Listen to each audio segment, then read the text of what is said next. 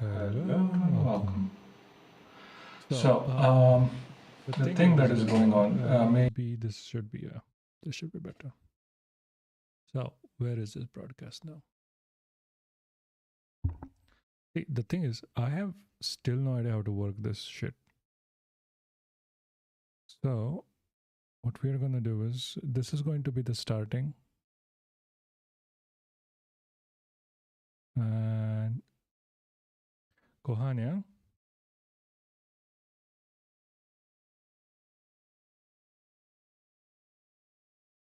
So,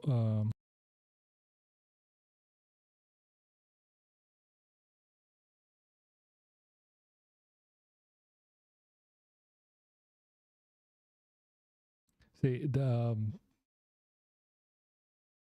I am not trying to get money through that. Anyway, so all things are go. I think everything is working fine.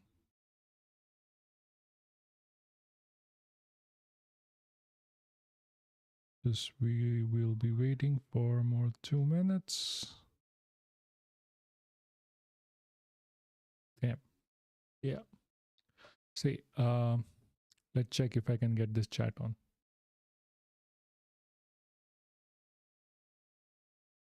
How do you say? Docs, YouTube live control. Perfect.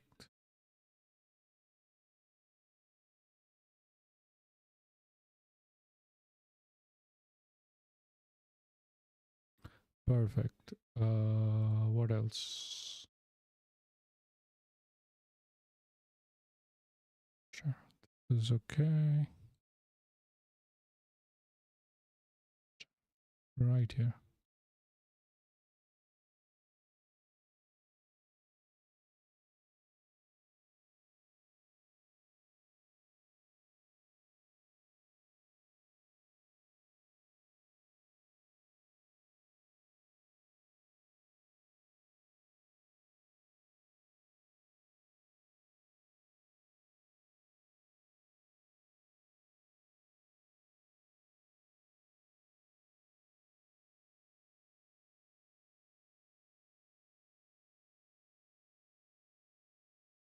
Okay.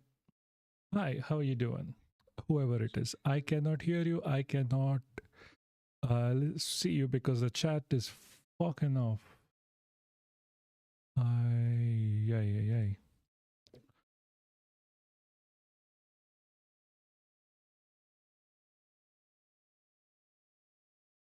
So the chat is just going to be annoying me then.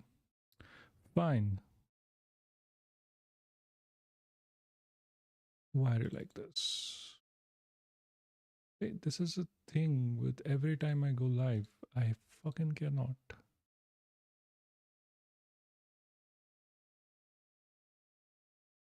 So, how's it guys going? How are you doing?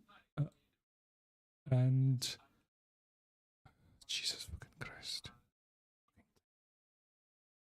Yeah, so what are we going to do today? We are going to go through a bunch of things. We are going to go look at a certain amount of information that has been going around because we have to talk about Indo-China relations. We are talking about Adani. We're talking about what it means for India. We're obviously talking about Modi because apparently, as everyone knows, I hate that guy.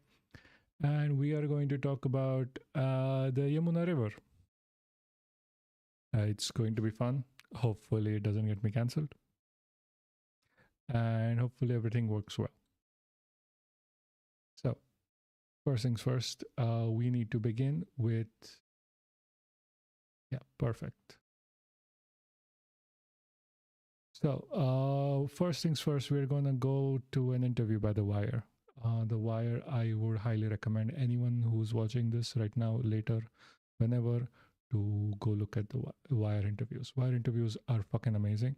Karan Thapar is fucking amazing. And please, and we can begin right now.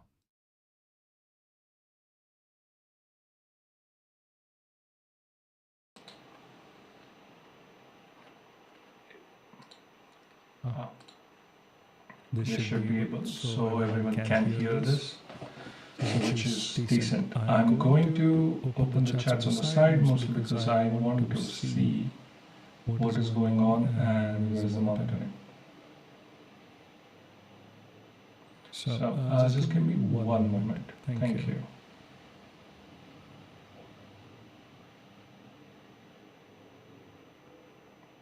Okay.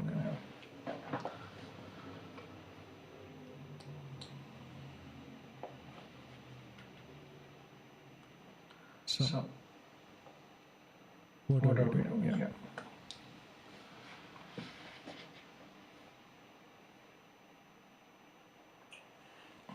Yeah, playing this.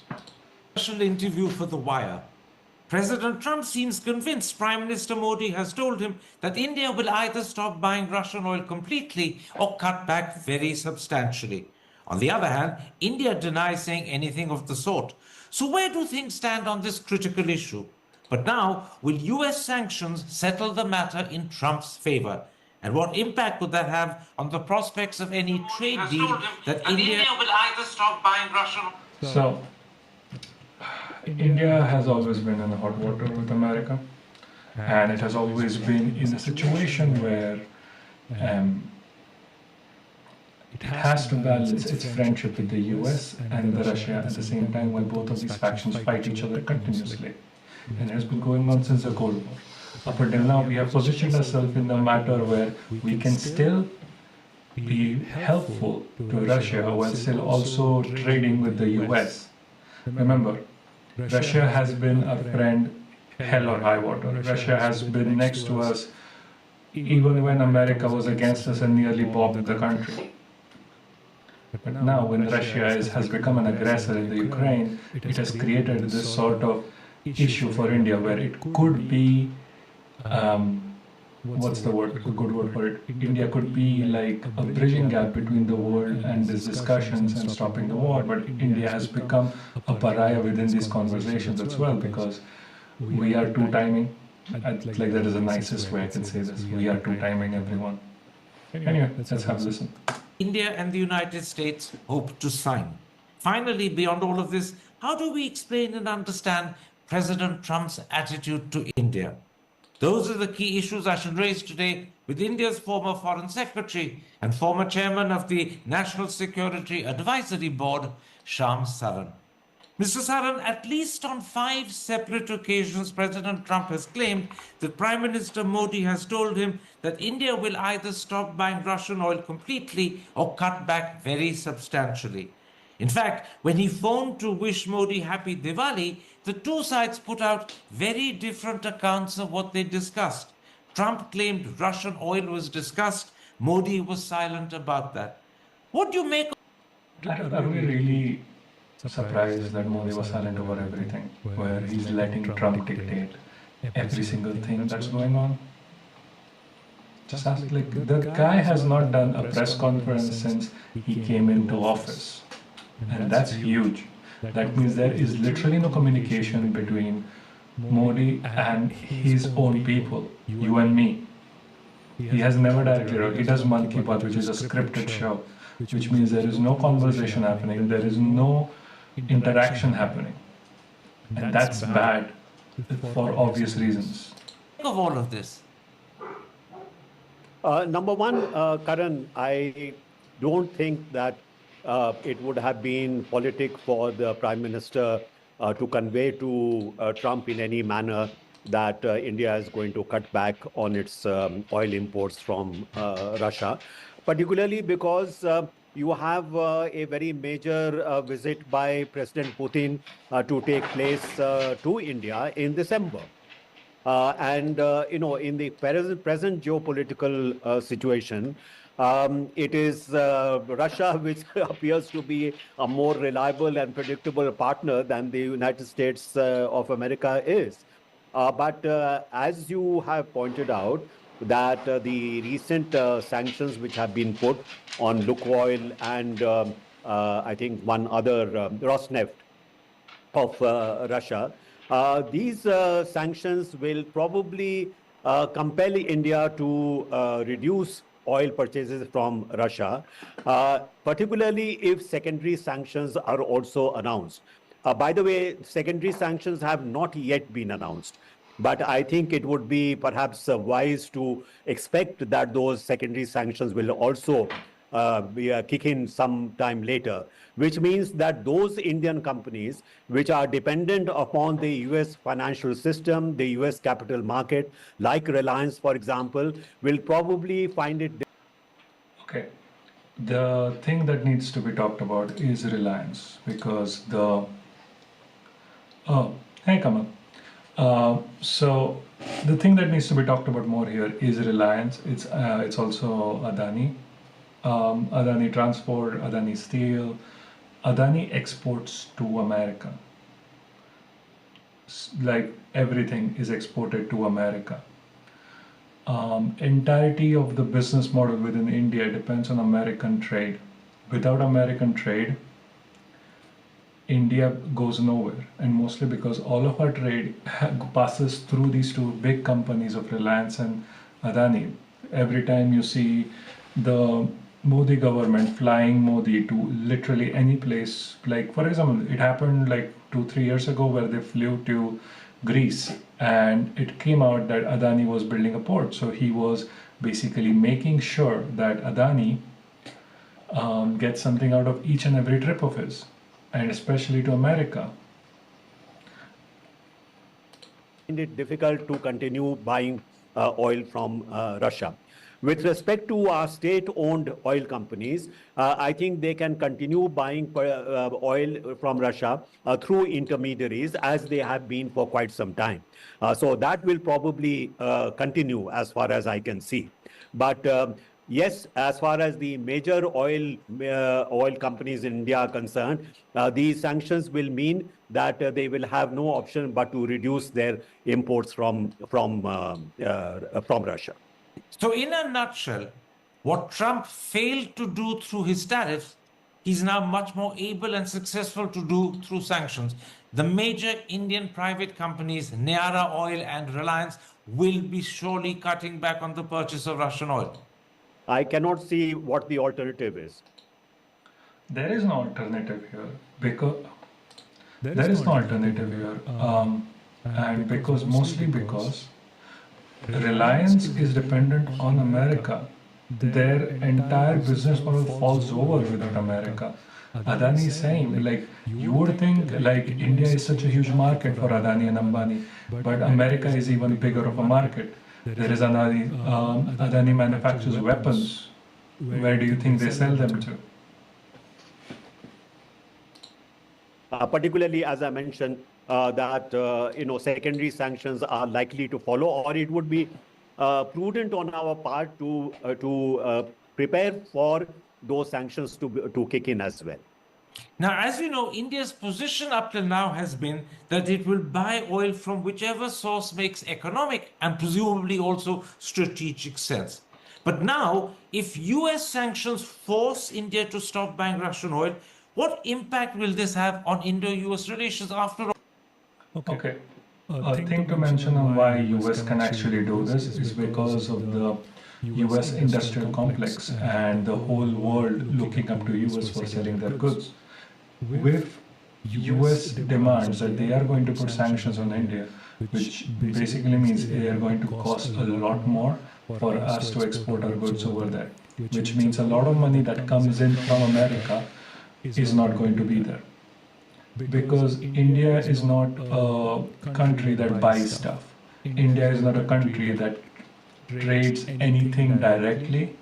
We are an assembly at max. We don't produce anything. We are not a requirement in world. Our job can be easily taken by, like say, Vietnam, and it has happened before. India needs its trade to go through. India needs to buy oil from Russia and sell it somewhere else, because we don't have much without it. But now, because Trump is fighting with Russia or within Ukraine, it's trying to force itself, force any of its allies and any of its trading partners to obey it, mostly because it can. Because India has relied so much on the US for literally everything, we cannot say no. After all, India's hand would have been forced by American sanctions? Well, India-US relations are already in a very challenging phase, to say the least. So I cannot see our relations with the US, even if we manage to get a trade deal in the aftermath of our reduced purchases of Russian oil, that this will mean that India-US relations will can just go back to where they were before this these sanctions were put on India, and also the kind of outreach which has been made to Pakistan by President Trump at a time when India-Pakistan relations themselves are under so much tension. So even if Trump gets his way and India is forced to cut back on purchases of Russian oil, this imposing of sanctions will be another pressure point on the relationship, another detracting factor. It already. There's also one more thing to note that Trump has a habit of changing his deals. The great deal maker does not stick to his own deals. He flips and flops, goes around, and comes back around. There is never a situation where he hasn't flipped on his word. He wanted to tariff China, then he didn't want to tariff China. He wanted to tariff the the UK, didn't tariff US, got the least of it. And it a lot more depends on this idea that America has this control over literally every single aspect of trade, mostly because of how strong the dollar is. So to fight that, China actually had a whole thing against it, where China was trying to build like an Asian currency. If you remember a few years ago, actually last year, this was torpedoed by India, the BRICS currency. Yeah. So this was torpedoed by India. India went against everyone and to push it because, and we'll get to it later, Hindenburg. It already is.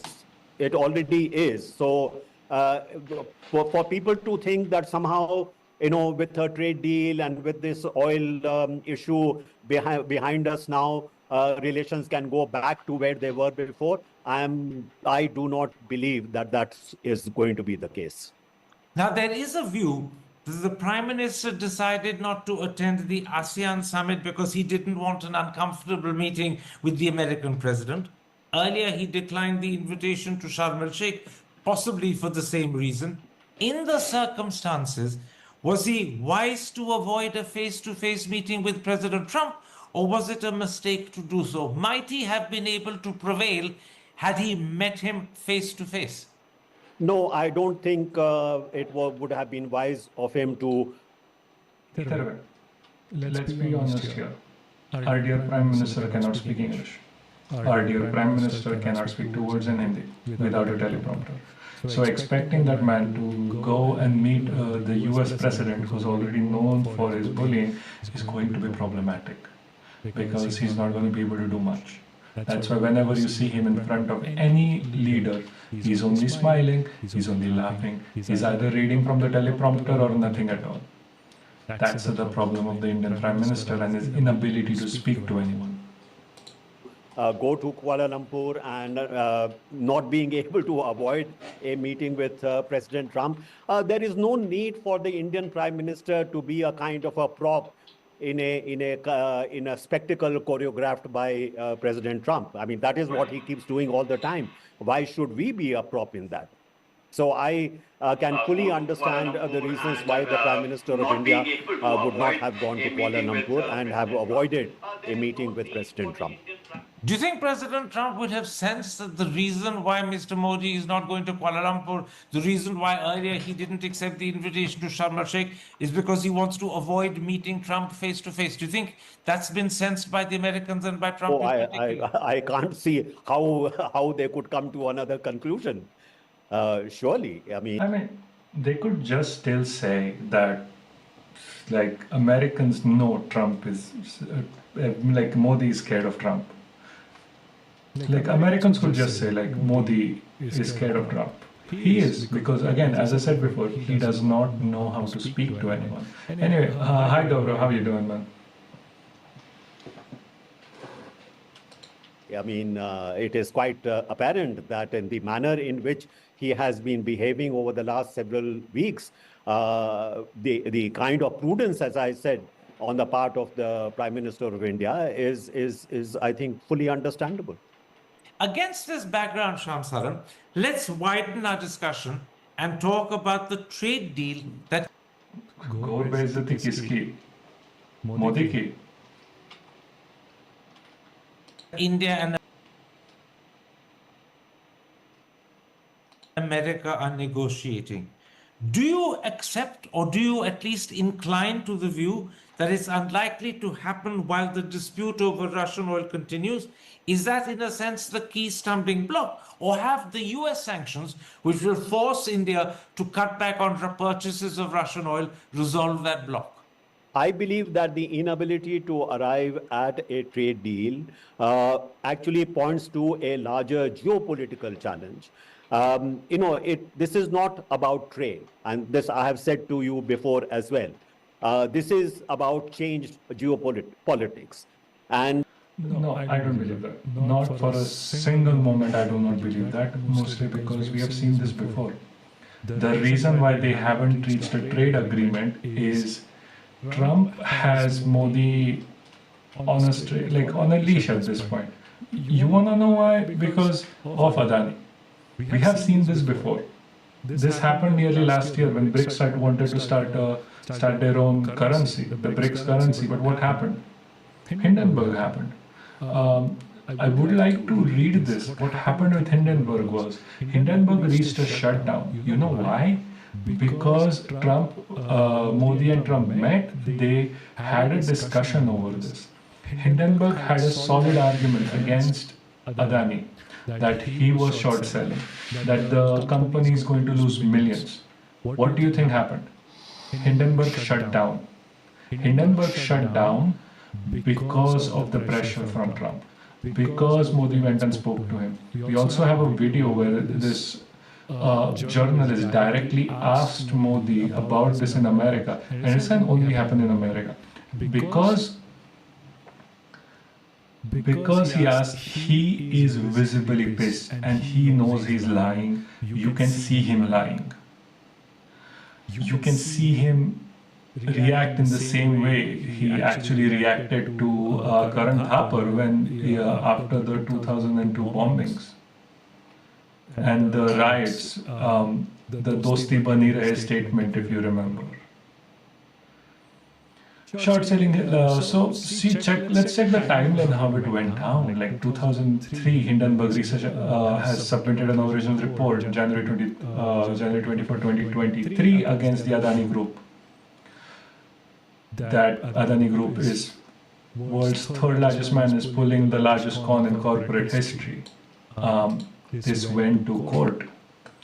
In the second round of Hindenburg allegations came out on August 10, 2024 against Securities and Exchange Board of India, SEBI. We're getting to it. Gaurav.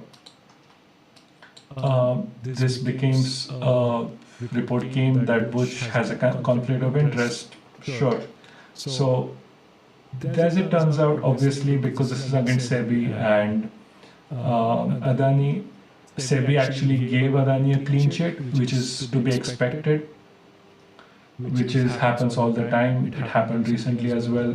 Like whatever Adani does, SEBI gives him a clean sheet.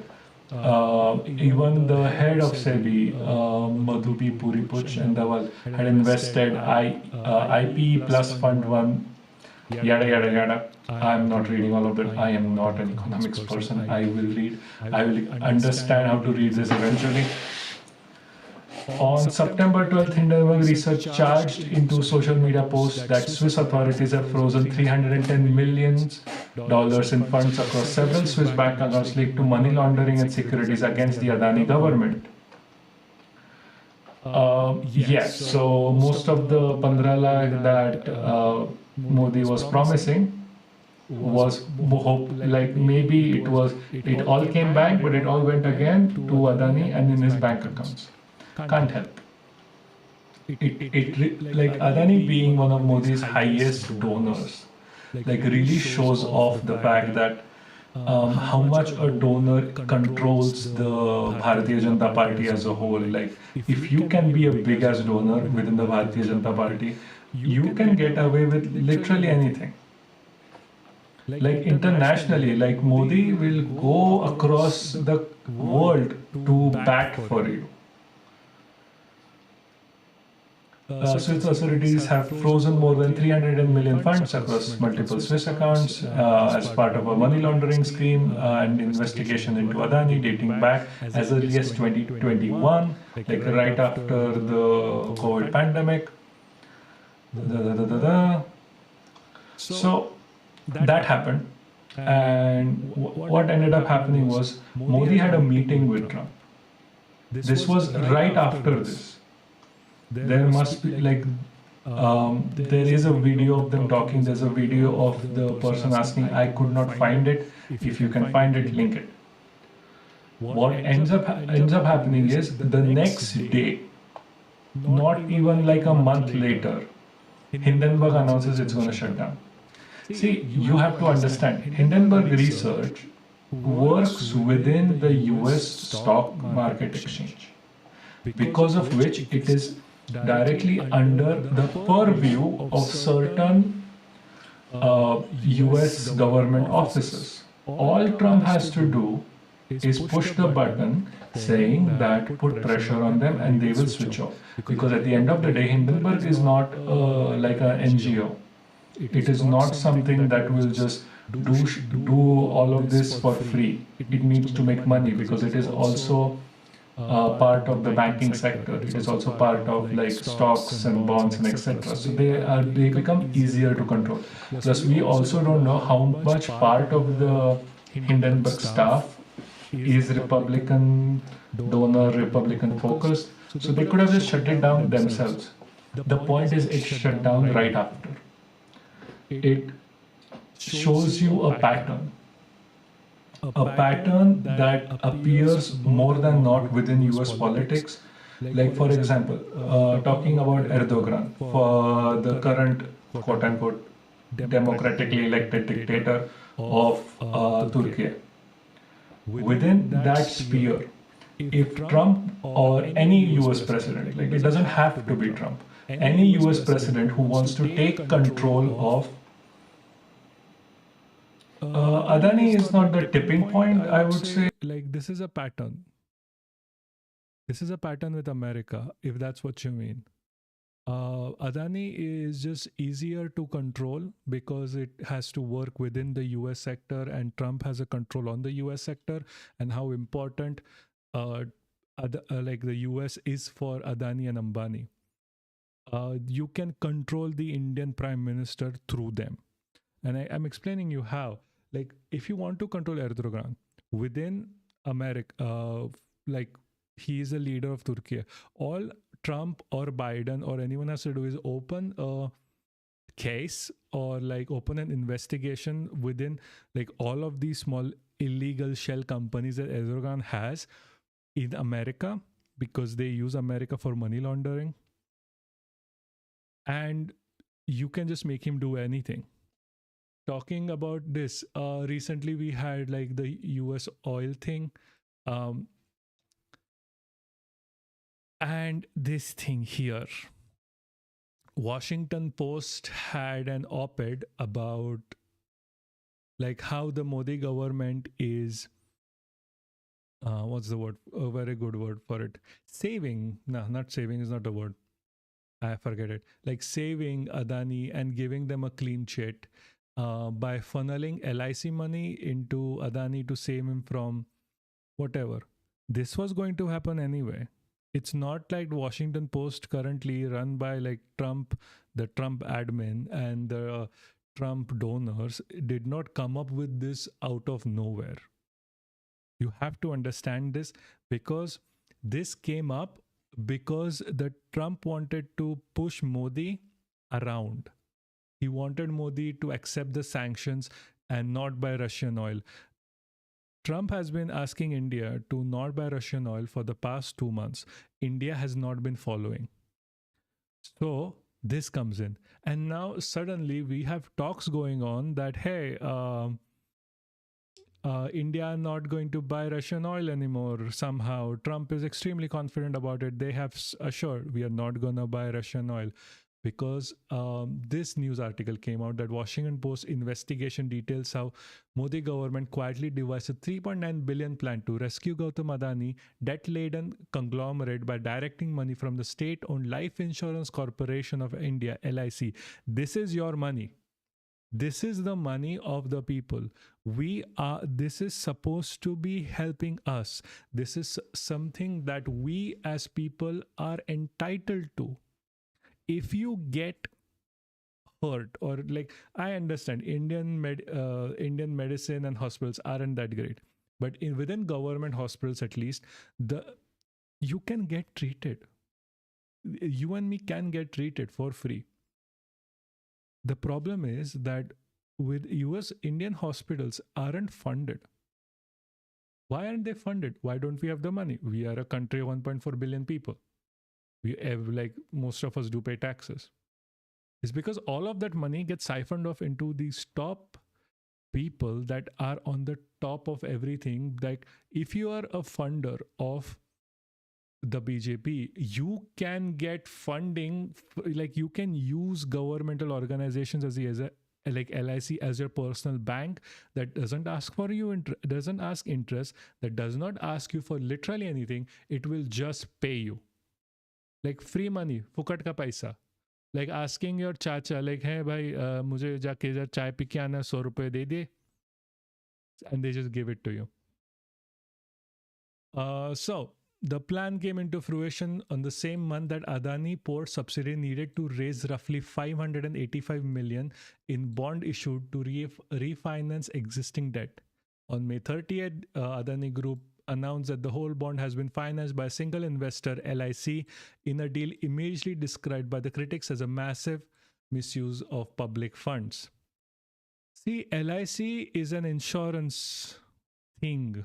It's an insurance firm. You are not supposed to have them funding anything. They are supposed to fund you and me because we pay them through our taxes and buying insurance. Sorry. And all of this keeps happening. And all of this, like, Adani has its like tentacles into literally anything. India has become a really bad Japanese tentacle porn comic at this point, with Adani as this octopus that has its fingers in every single pore of India. And it is really hard to come out of it. And shit like this, pardon my French, leads to America having such an amazing control of the current government. You would be surprised if tomorrow Trump asks Modi to stand on his leg and dance and spin around. He will have to do it, because if he doesn't, Trump is going to target Adani. He doesn't even have to go to war, doesn't have to threaten even like basic sanctions. Threatening sanctions is just for the face of it. He can just threaten this. Are you really that surprised that this investigation came out the day, oh no, like 2 days before we were planning on signing the contracts for like the new sanctions and stopping to buy oil? No, it didn't. Like, all of this, going through all of this bullshit, like how this happened, how it happened, leave it to the economics or whatever, or the court system. The point that you need to understand as someone who lives in India is that all of this bullshit is happening because of Adani having control of every single aspect of your lives through Modi. And because because Adani can be controlled by Trump, Trump controls you. And then, to be fair, Modi can't even talk to the American president that's seen before, mostly because he can't speak English. And don't tell me that, oh, hey, but why can't Trump speak Hindi or whatever, Gujarati? Mostly because English is prevalent. Gujarati is prevalent within a certain state. Like, I don't even want to speak Gujarati ever. and whatever. Like barely Hindi, I speak Hindi barely, even if I am like half Hindi myself. But fine, whatever. But it is still a single country. You should like in India, English is an official language. Every single prime minister should at least speak a little bit of English. Ours can't speak Hindi without a teleprompter. Anyway, moving on. And what I was trying to point out earlier also, and I'm convinced that that is the case, that the Indo-Pacific strategy, which was a central kind of a node of US global strategy, that particular strategy has now diminished in importance for the United States. And if that has diminished, India's position and India's importance to the United States of America has also diminished as a result. Therefore, Okay, there is one more point to point out here. India's importance to like global trade and global policy is based on its trade with everyone, especially America. And there is another thing with this. So India is not a country that buys subscriptions. India is not a country that subscribes to things, has a monthly pay. We more rely on piracy. We rely on having this like free but apocalyptic existence. We like that. We watch ads. We don't buy shit. Which means when it comes to the IT sector, there is no easy way out. There is literally no easy way out. They have to. We have to be paid. Sorry, we have to publish ads. There is no direct income. The Snapchat CEO said the same thing. Walmart doesn't work in India. But because since 2014, the per capita income has gone down, the GDP per capita has gone down, which means our buying power is also really low. And because our buying power is really low, what ends up happening is we cannot sustain the market. There is no imports in India that can be sold for a higher price.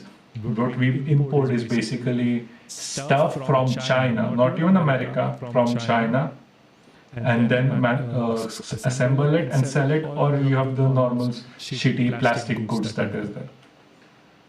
So India is not good for trade directly because of all of the riots that have been happening, because we don't have money in our pockets.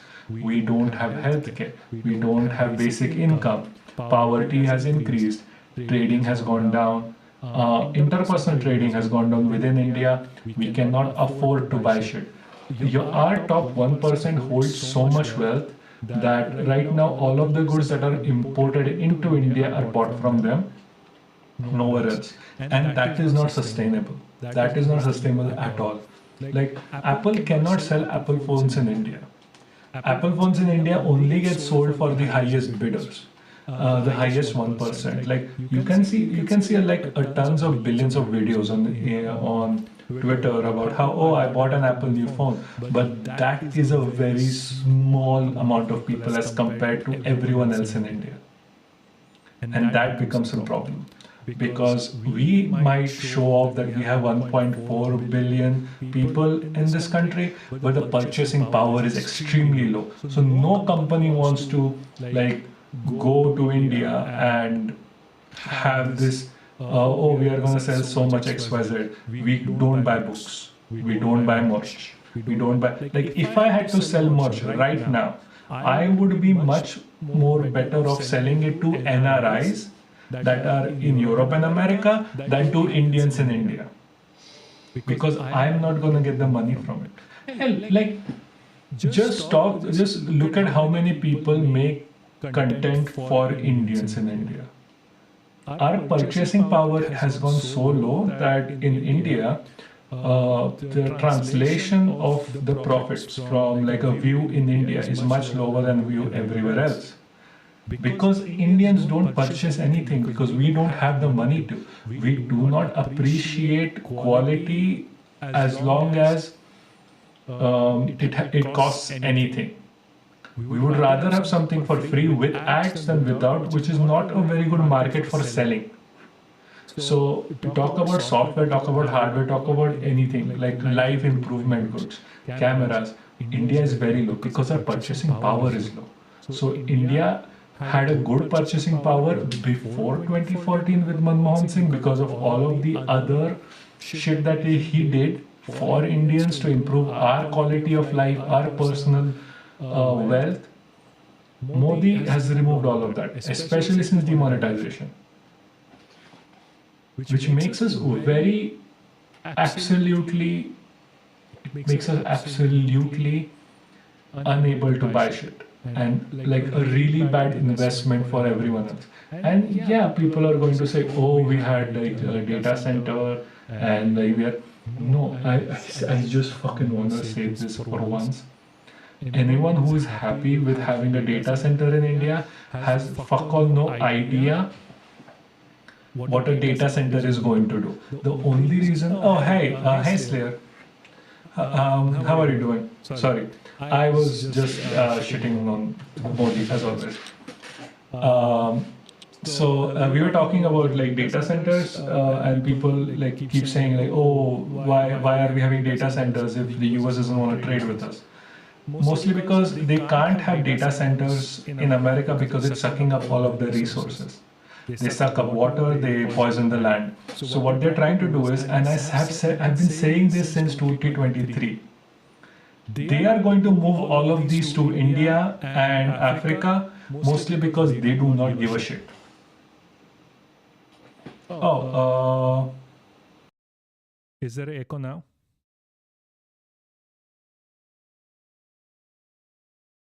Guys, is there an echo?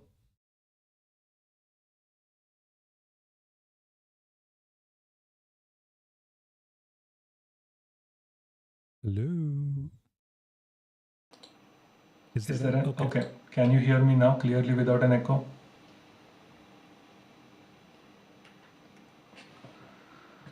Or can't you? Okay. No, is the echo gone?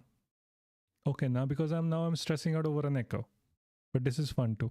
Also, don't worry, you are not disturbing me or anything. This is we are just chatting here. We will continue once you like get rid of the once you say that there's no echo. Okay. Is there an echo now? Oh, nice. Nice. It's actually good that you're here. I was going crazy talking to myself. It's a OBS issue. There's a video capture. Shit. Fuck. I understand what's happening. I'm gonna give me just 1 second. Okay, we'll continue in a second. I just need to fix this shit because this is gonna annoy me till the end of days.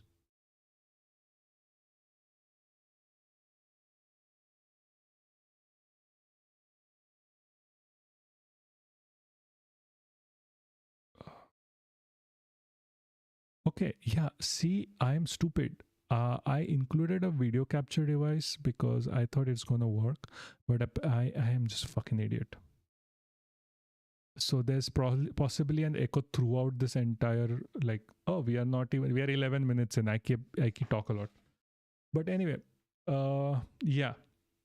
So they are going to milk the shit out of Indian resources even more. We are going to have a drought. Oh, you can see my dog. Perfect. His name is Sarin. He is a mutt. He's like, we think he's a beagle husky mix. And yeah, you want to see a better picture? This is my start screen. He's the cutest boy ever.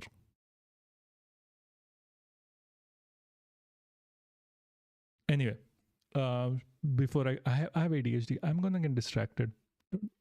So, as I was saying, yeah, the issue with all of this bullshit is that it's gonna suck up resources, and if that's all we are good for, just to be pawns in this whole scheme of theirs, where we give up our resources, we give up our everything. This is called colonization, economic colonization. Oh, but okay, you need to send me pictures later of your 2 indie. I don't care. You say dog, you have to pay the dog tax. Anyway, we should move on. For the kind of accommodating or even what Ashley Tellis used to call about strategic altruism, that does not exist anymore.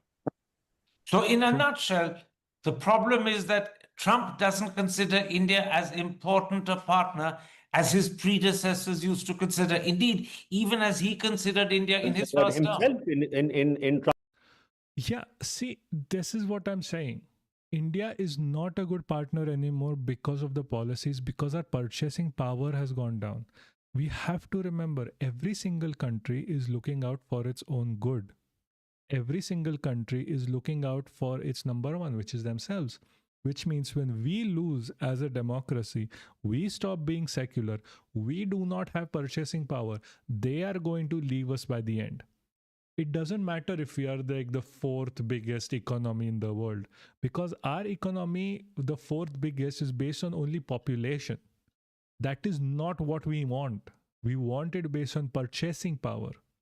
Like you can have 5 billion people in a country with like a purchasing power, like with the GDP being number one, the first biggest economy in the world, but that means shit if no one is going to trade with us.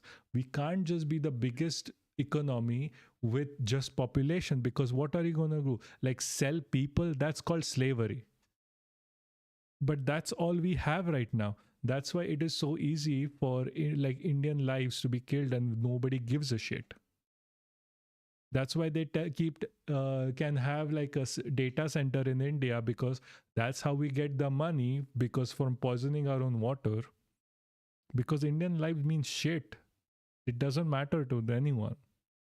Because again, if the world runs on economics, our purchasing power is very low, very, very, very low as compared to everyone else.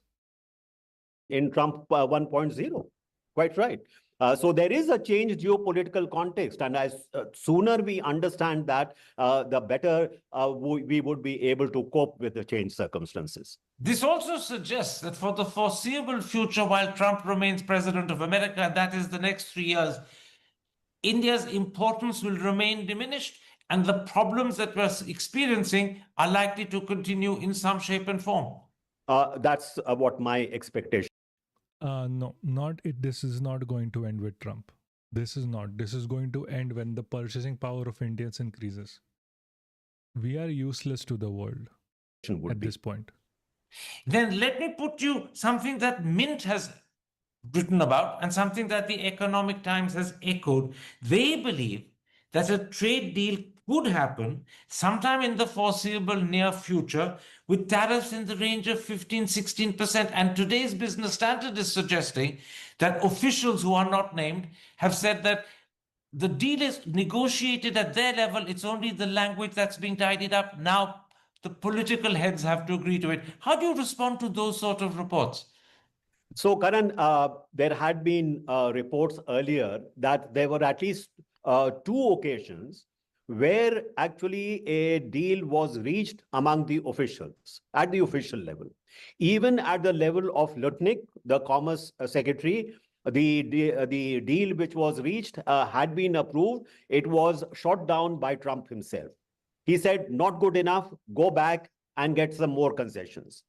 There was a second round, I believe, where also some further concessions may have been made by the Indian side. I'm not aware about the details. And it was the second time that he shot it down saying, not good enough. So even if at the level of the officials, even at the level of the cabinet secretary level, that is the US cabinet secretary level, a deal is again reached, what Trump's reaction to that would be is still a very big question mark if you keep this previous record in mind. When we're talking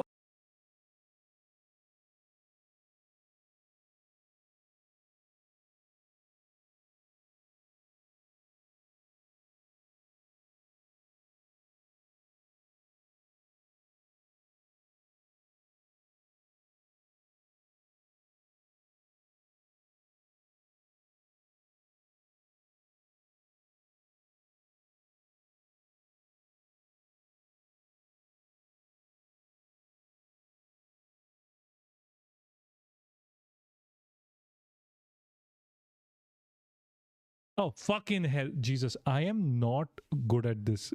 Uh, Fucking hell. Thank you. So the content warning is mostly for like Modi fucking bucks, because I'm gonna start like when I'm shitting on like Modi, and they are going to find it very disturbing. So like I have warned you, shit is gonna, I'm gonna talk about it. Plus this is fucking India, and like we are eventually going to cover a news that's like really fucking horrible, and I do not want it to come out of nowhere, so that the warning is still there. Anyway, can I ask you guys to repost this so I can get the word out? Thank you.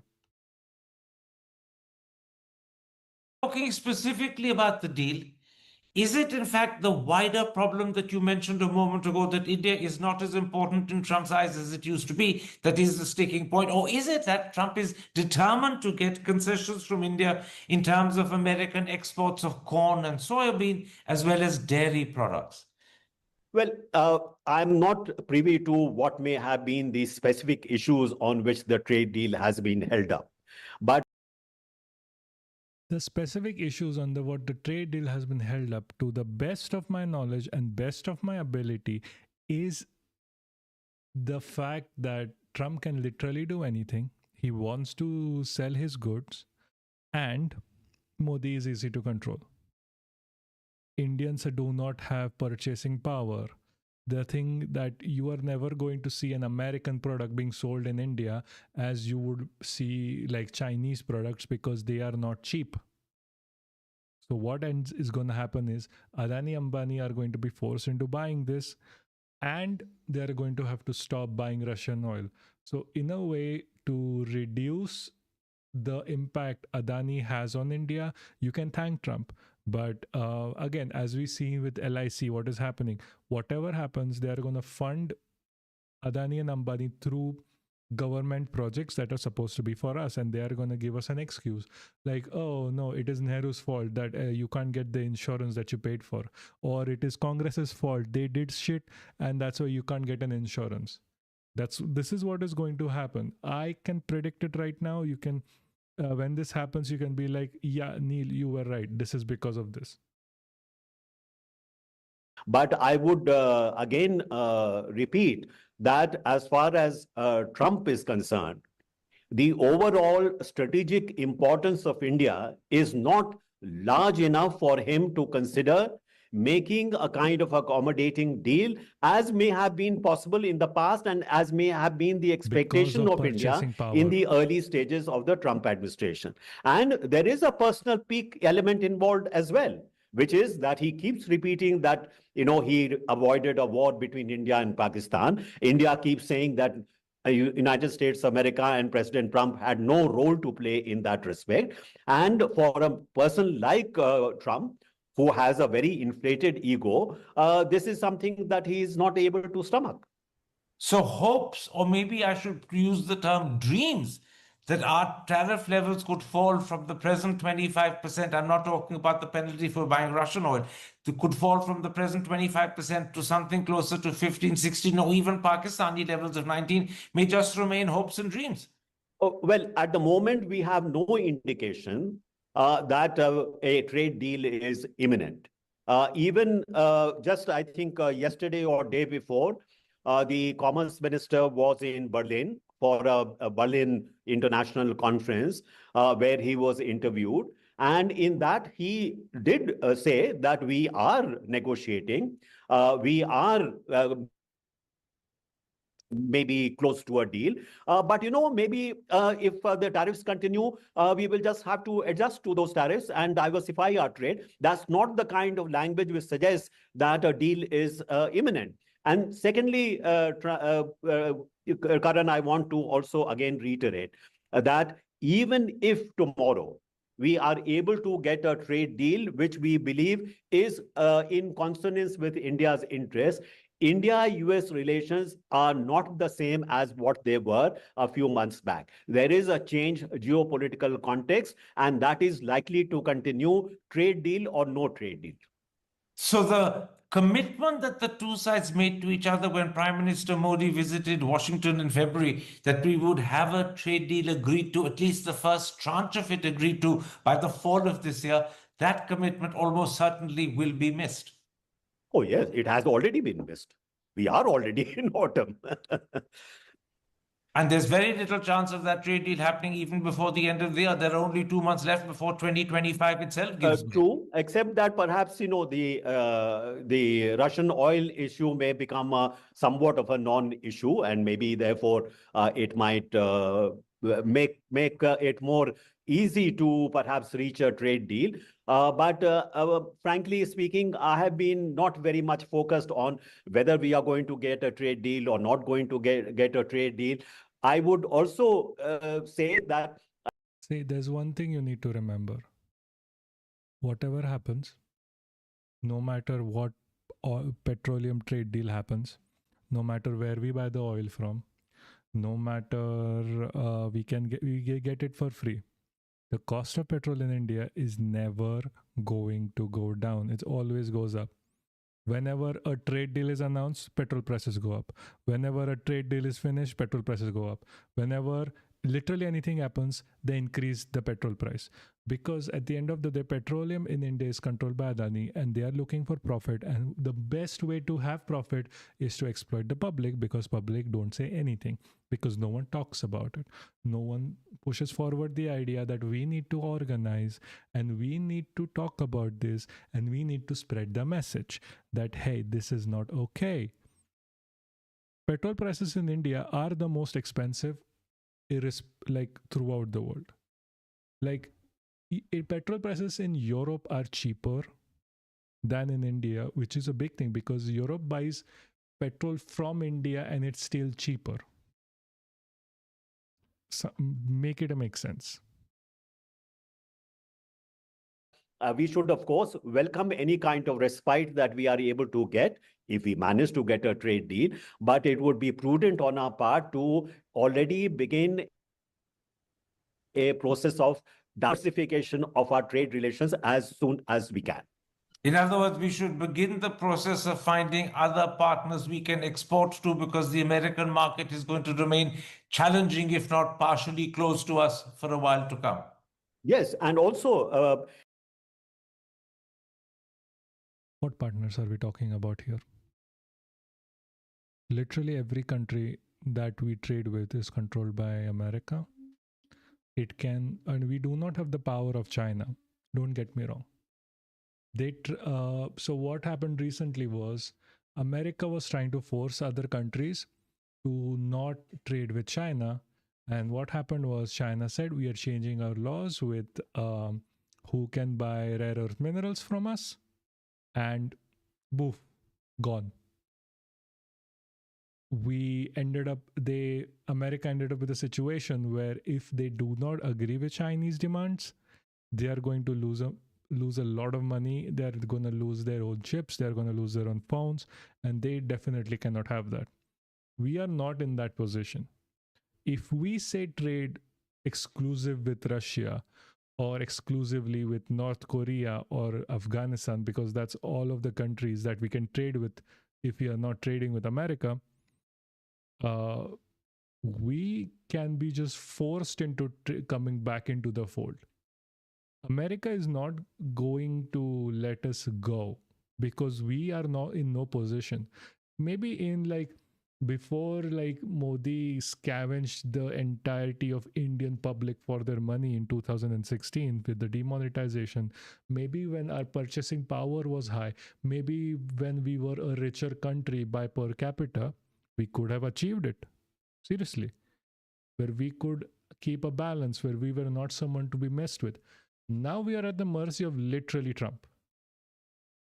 Yeah, there is no way we can help ourselves at this point. Who else? Think about this. Who can we work with right now?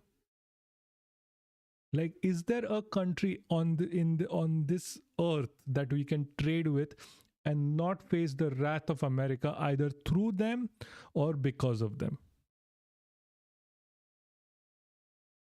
the longer we are closed off from the American market, the ground situation would change. I mean, the clients in the United States of America will have already started looking for alternatives for other suppliers. And so when you make those kind of changes, it is not so easy to just go back to square one, even if the tariff situation improves. Let's at this point, Shamsaran, widen our discussion one more time. When I last interviewed you, you said Trump is being vindictive. He clearly has it in for India. That definitely wasn't the case during his first tenure. Beyond the fact that he no longer thinks India is that important, how do you explain this change in attitude? Because it's possible to diminish the importance of India and not become vindictive. He's become vindictive as well. Well, that vindictiveness part is, as I mentioned, also because of personal pique. And as you have seen time and again, he has an inflated ego. He wants, leaders to pay obeisance to him, to recognize that he is in some way, sense, a kind of a top leader whose word is law. So when he is, in a sense, confronted by a contrary kind of a view or a contrary statement, he does not react very well to that. So part of it is, I think, a personal pique. The personal element plays a more important role today than perhaps in the past. But there is also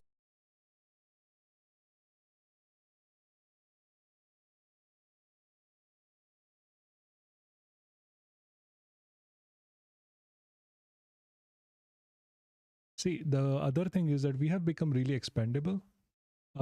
Just talking about geopolitics in this land, what has ended up happening is that we as a country were a check for China. America used to use us. It's nothing to be feeling nice about, but America used to use us to check China because it could see that it is growing.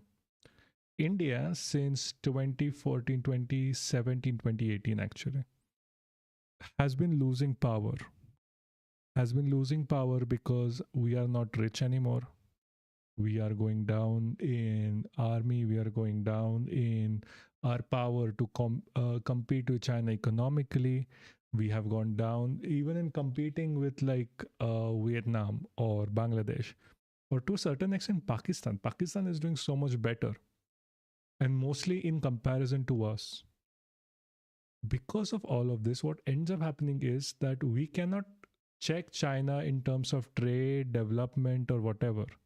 And because we cannot do that, we become completely expendable to the one ally that we had, and one person that we had was America. So 2016, Trump may have fucking hated us, but he couldn't deny us. Right now, he hates us and he can deny us. At this point, the only way out of this is to increase our own production, have more increased purchasing power, and increase people's livelihood. But doing that becomes antithetical to the idea of the BJP's control, because doing that would mean you funnel more money into the poorer public of the continent, of the subcontinent. And if we do that, people are going to wisen up, people are going to start thinking more, and people are not going to vote for the BJP. BJP requires you to stay poor. Don't get me wrong, it requires you to stay stupid. But doing that also reduces the value of India internationally. And that's where we are going down and down and down. Also a geopolitical context, which is heightened by this personal pique. And that geopolitical element is really the change that we are seeing from Trump 1.0, from Biden. There was a certain consistency as far as the Indo-Pacific strategy was concerned. In fact, the Indo-Pacific strategy was enunciated in Trump 1.0 and was continued under Biden. If you look at the situation today, He's talking about, hemispheric security. He's talking about the priority being, fighting against domestic enemies. He's telling his armed forces personnel that, you must have training in how to deal with, domestic enemies. So there is an important shift which is taking place. Europe, as you have seen, has been completely sidelined, is a marginal to the way he looks at his global strategy. And as far as the Indo-Pacific strategy is concerned, I think it is already undergoing a major change. And if tomorrow, when he meets Xi Jinping, some kind of an understanding is reached with China, then that will mean that there will be even less importance attached to the Indo-Pacific strategy. Already Taiwan is feeling the brunt of sanctions, but at the same time, there is a greater, skepticism about the U.S. Willingness to defend Taiwan if there is an invasion by China of Taiwan. You had One thing to remember is the invasion of Taiwan by China is looked at by experts as a start of World War III. So that is ideally not going to happen. Let's hope it doesn't, because no one wants to be in a world war. The Australian Prime Minister recently visit the White House, in which they did talk about AUKUS. And yes, it is true that Trump, in some sense, reaffirmed the commitment to AUKUS, but there was not one single mention of the Quad in this visit. So the Quad, which was supposed to be in some sense a linchpin of US Indo-Pacific strategy, seems to have fallen by the wayside. Nobody is talking today about the summit which was supposed to be held in India before the end of the year, and a possible visit by Trump to India. That seems to be off the cards at this point of time. So there is a big change which is taking place. And that change, I think, should be acknowledged, and we should really revise the manner in which we are going to deal with a rather different kind of world. Let me then ask you, as a former foreign secretary, how concerned should India be at the diminishment of Quad, the fact that it's not being talked about, the fact that that's very likely the Quad summit is not going to happen this year, and who knows when it'll happen next year? And how worried should India be about the fact that Trump's entire attitude to the Indo-Pacific is so different to Biden, or even to what it used to be in his first term? How worrying is all of this for India? This is a major shift. And frankly speaking, I had not expected that there would be such a major shift. Because after all, as I mentioned, the Indo-Pacific strategy was enunciated during Trump 1.0. Even the revival of Quad took place under Trump 1.0. So from there to where we are now finding ourselves, actually, it has been a very major shift. Look at what he's talking about in terms of, hemispheric security. Not that the Western Hemisphere would not be important for the United States, but the manner in which he's sort of putting it right at the top of his agenda, along with the domestic agenda, is something new. So we may laugh when he says Canada should become the 51st. It is new mostly because India has lost its value. Earlier, they could be like, oh, India is like keeping balance of power within Asia, where it is a contender as a military and economic contender. Now we are barely military. We cannot protect the South China Sea. We cannot protect our own bases. Hell, China started building an entire like helicopter airport, and we can't do shit. They are building inroads into our land in Arunachal Pradesh, and we can't do shit. When the last time it happened, where we had basically an incursion of Chinese troops within India, Modi said, like, no one has entered, no one has come in. Like, if we, where is this? Fuck. Yeah, I don't know where that thing is. Anyway, fuck it, I'll just explain.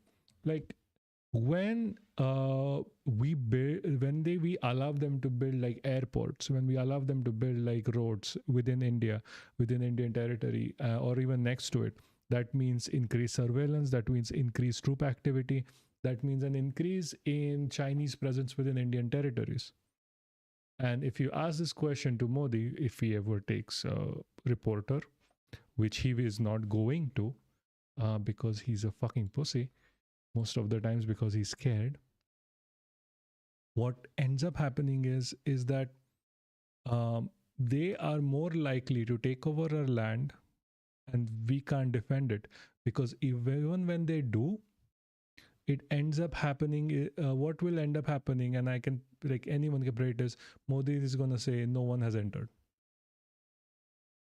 See, China can just switch off the tap of rare earth minerals for India.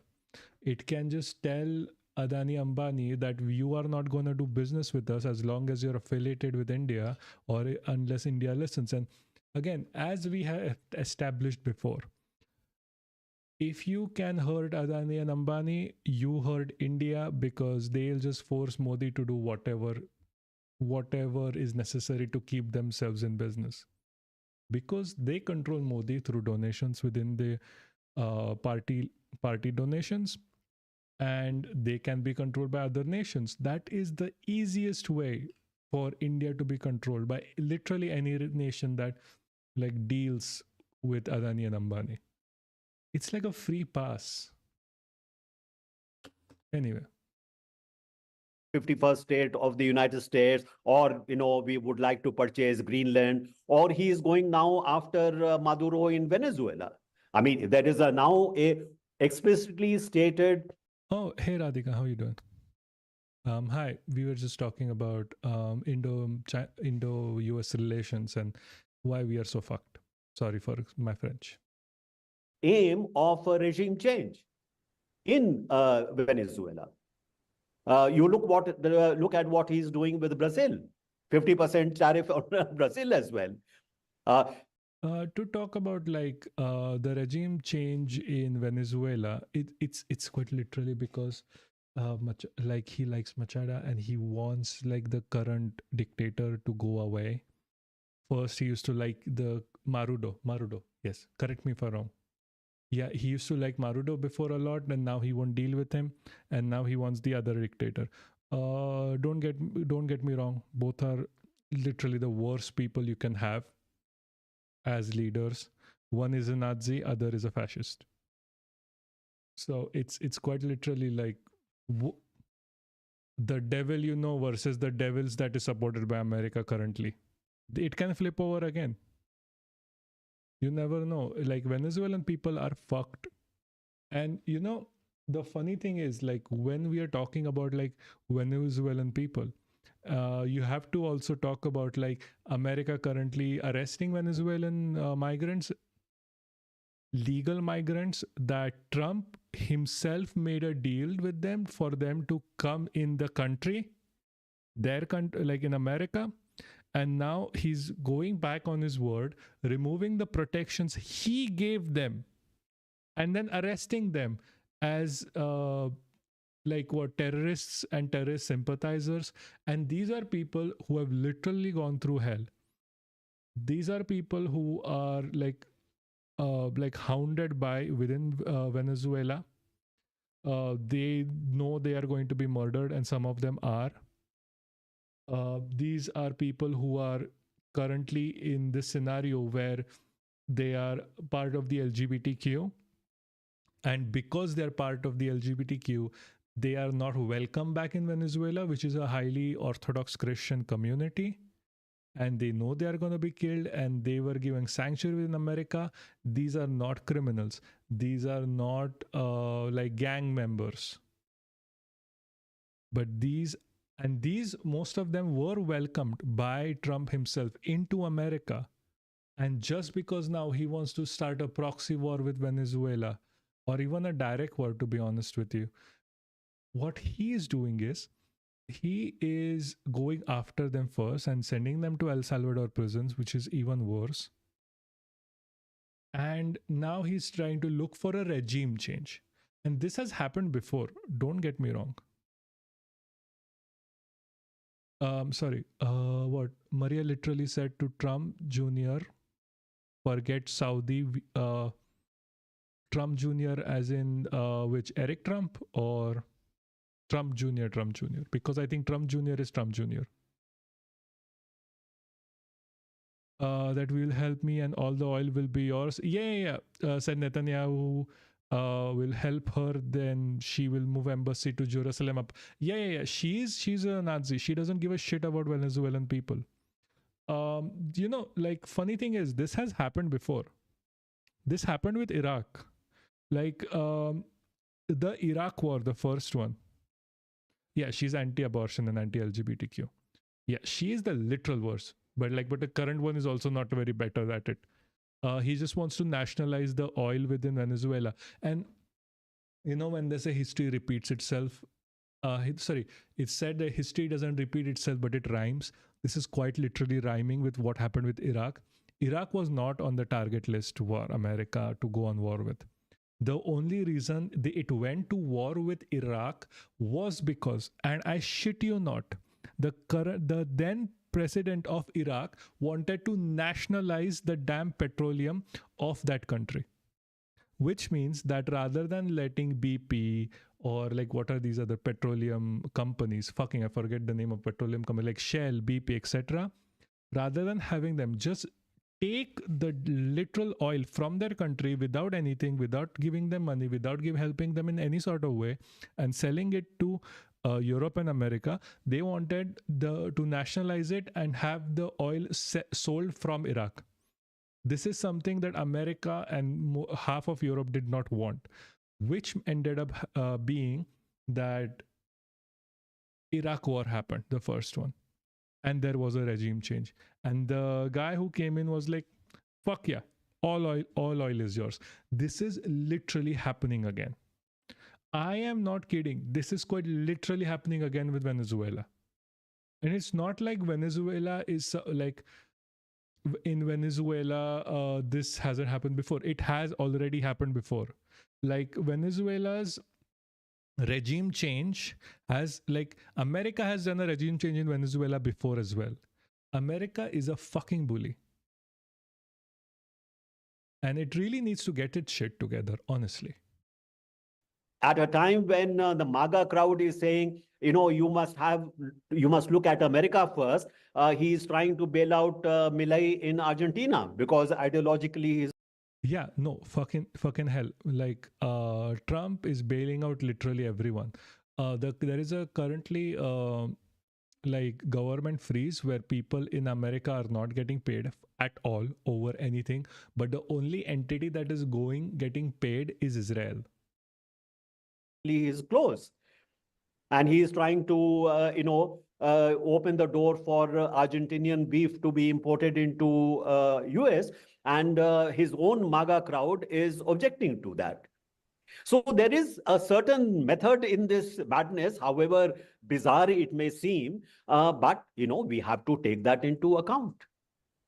If Trump, who's meeting Xi Jinping tomorrow or day after in Seoul, were to come to some sort of understanding, and he's never hidden the fact that he believes he has a great relationship with Xi Jinping, if they were to come to some He does not. Understanding, and that changes the very character and nature of America's relationship with China, again, how much of a concern is that for us? Because for us, China remains a major threat, and American support was always important. Well, I think it would be a major point of concern because so far a assumption has been there for the last at least 25 years that the confrontation between China and the US is structural in nature, that it is unlikely to change. That you have a superpower, you have an aspiring superpower, the competition between them, the confrontation between them is something which is inherent. And we have seen that in history as well. So we have been able to. So this is something like China doesn't really want itself, because China is like more focused on market.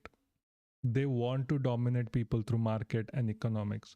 They are a colonial power, just like America, but where America focuses more on its military exports and attacking, basically starting needless wars, China takes over countries based on its economic prowess.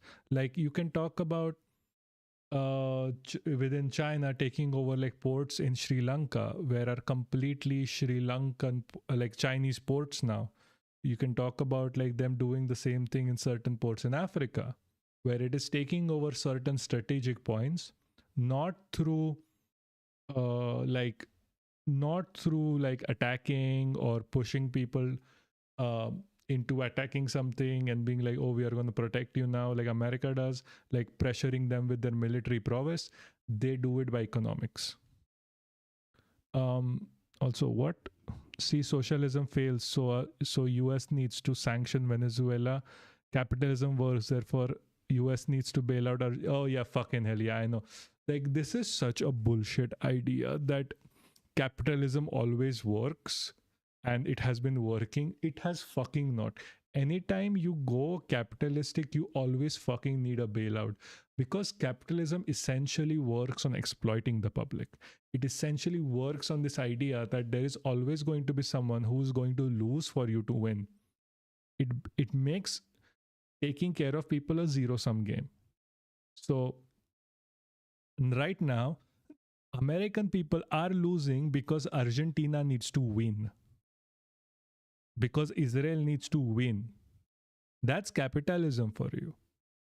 Because the war always needs to go on in capitalism, especially American capitalism, which is based on its prowess as a military dictator of the world.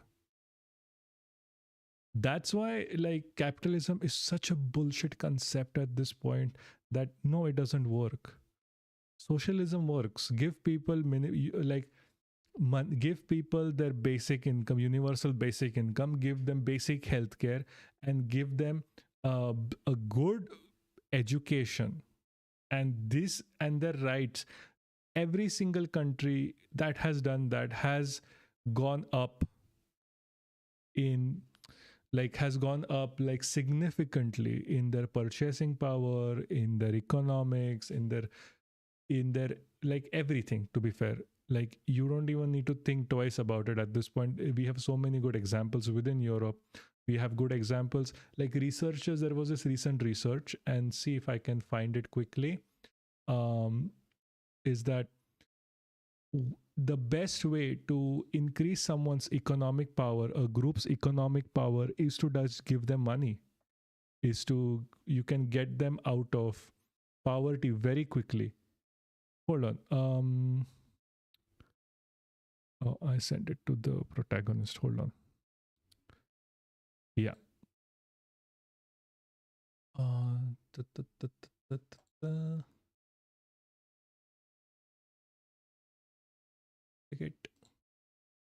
In nature. That it. Okay. So we are just going to quickly watch this, mostly because what Slayer said. And Milan is a clown. Did you see he did a concert where... Oh, fucking... No. Don't even remind me.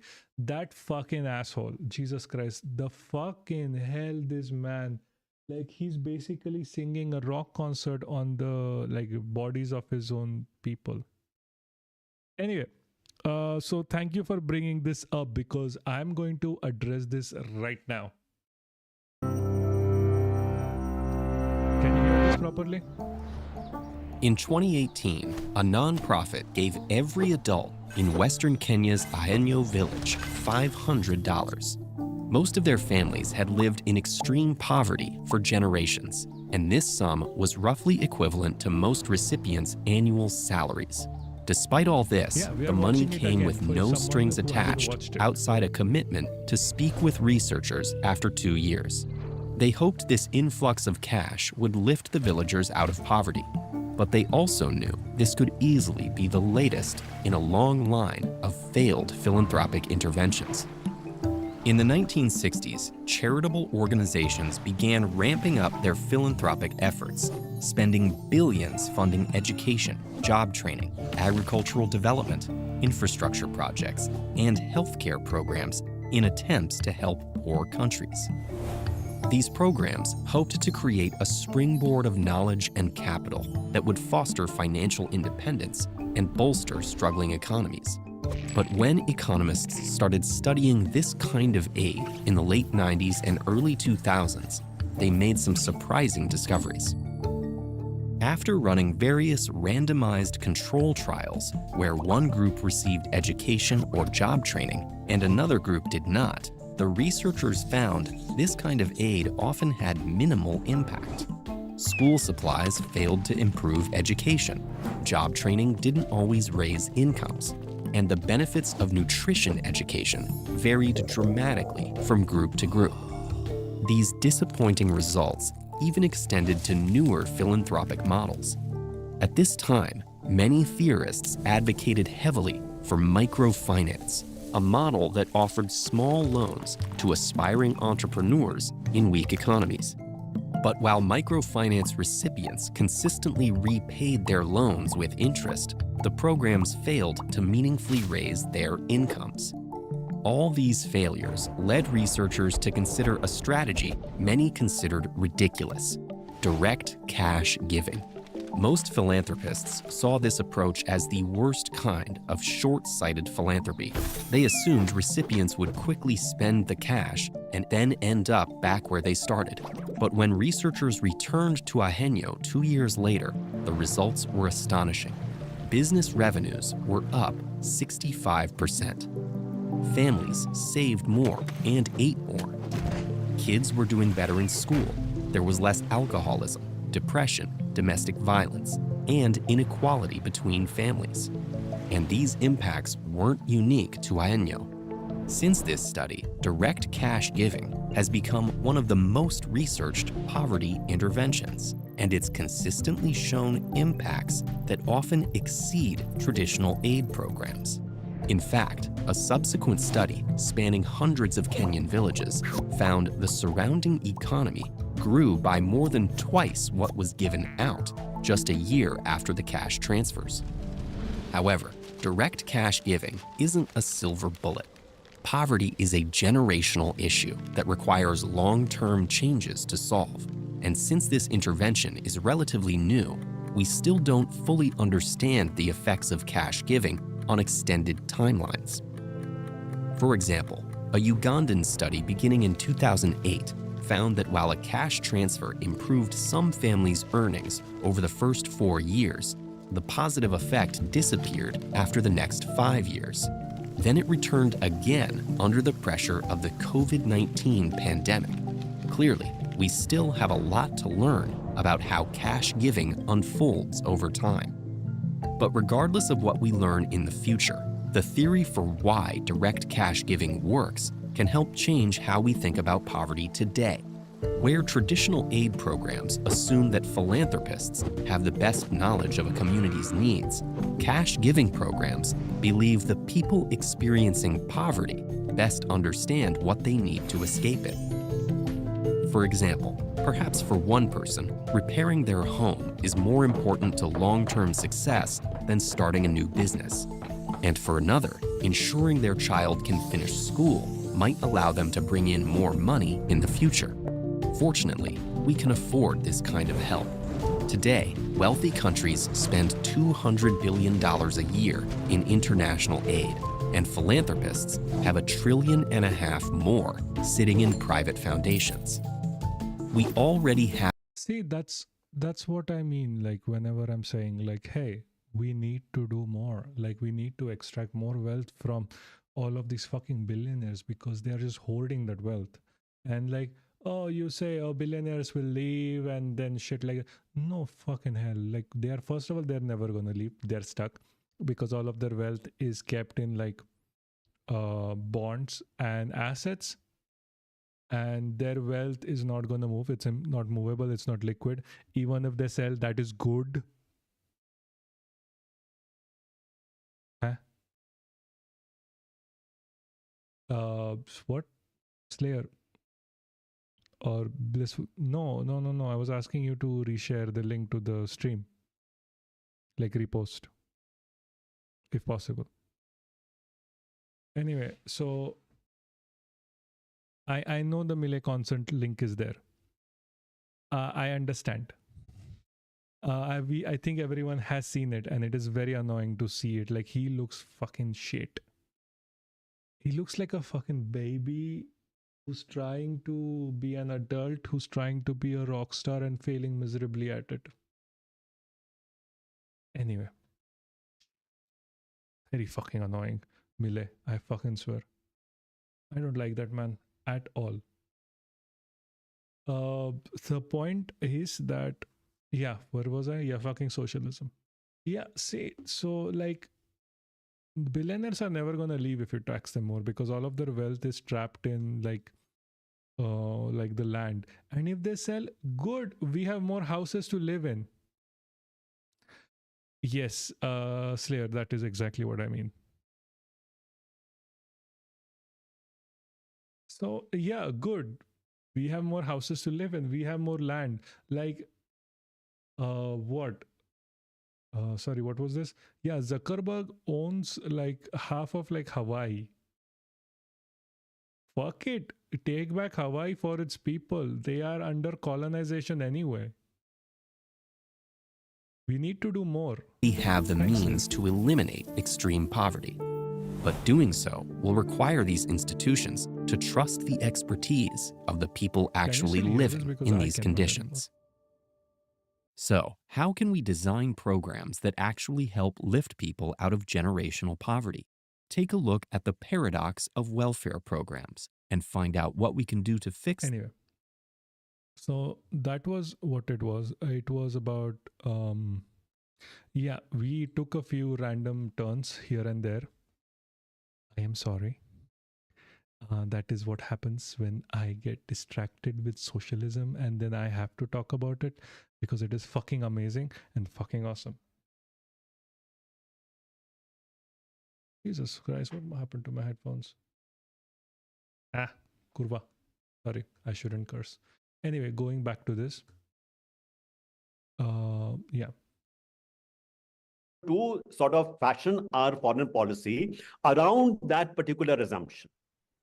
Now, even if there is a tactical shift in that respect, and I do think that the structural confrontation will probably continue between the US and China, but tactical shifts could take place.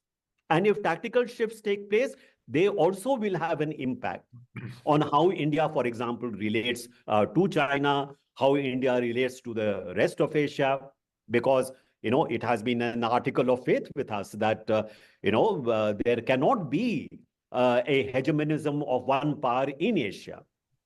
If there is a certain kind of even tactical concession of Chinese dominance in Asia by the United States of America, that would be a matter of great worry for us. The other big change between his two tenures is Trump's attitude to Pakistan. You alluded to it yourself a moment ago. In 2017, Trump accused Pakistan of lies and deceit. Now he seems to be enamored of Field Marshal Asim Munir and Prime Minister Shehbaz Sharif. Is he really interested in Pakistani oil and rare earths, which is what the Pakistanis seem to be offering him? Or is there some other explanation? Well, one is that, the personal element is very important here, because when the Indians denied him a role in India-Pakistan conflict resolution, Pakistan very happily gave him all the credit. Not only gave him all the credit, but gave him what he really wanted, which is a nomination for the Nobel Prize, which was India kept completely silent about it. So that alone explains quite a great deal in terms of, the new kind of bonhomie that you see,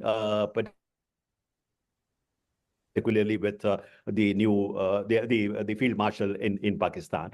But this is new, and I don't think we should just dismiss it as something which is really just for the cameras. It is not really important. There is a shift in US position with regard to Pakistan, and the fact that Pakistan was not only he was invited to the Sharm el Sheikh conference. The fact that Shahbaz Sharif was asked to speak, all that shows that there is a renewed interest in Pakistan. Now, could it be because there is a renewed interest now in getting back Bagram in Afghanistan? Who knows? Is it because he believes that it is useful at this stage to also keep India somewhat off balance at a time when he's trying to extract concessions from India? That could also be the case. Even if it is for tactical reasons that the US is making those moves, it has consequences for India. So we are today, I believe, in a somewhat more challenging situation than we have been for quite some time.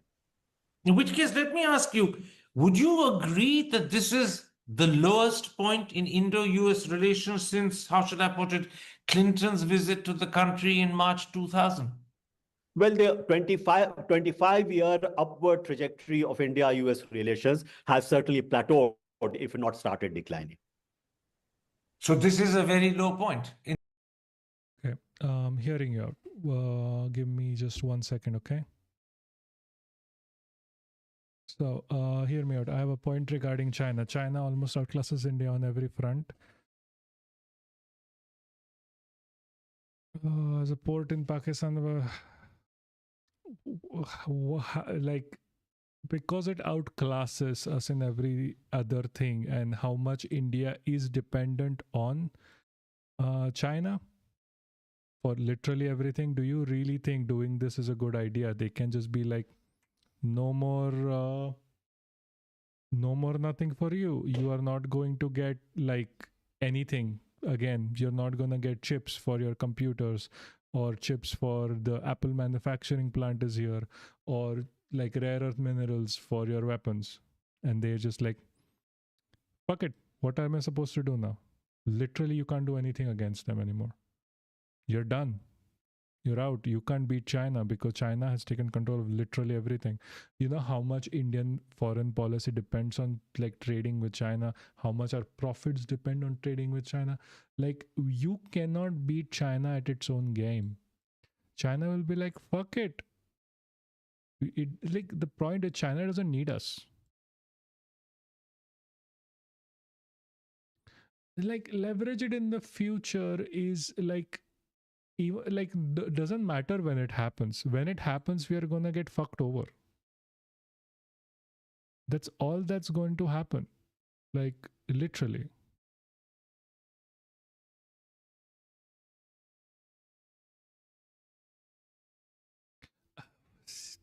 See, worst case scenario, we have to go to war with China. There's no other option left. Without going to war with China, we can't get our shit done, and even then we lose. The best way is to be like chubby with America at this point, and chubby with Russia, because both of these countries are the only ones that would be helping us at any point anyway. See, don't think of worst case scenarios. Like, think of right now, because if you are the one thinking of worst case scenarios, that means the government isn't. Think of right now, think of your situation, how it is right now, and what can you do to make it better. Nothing more.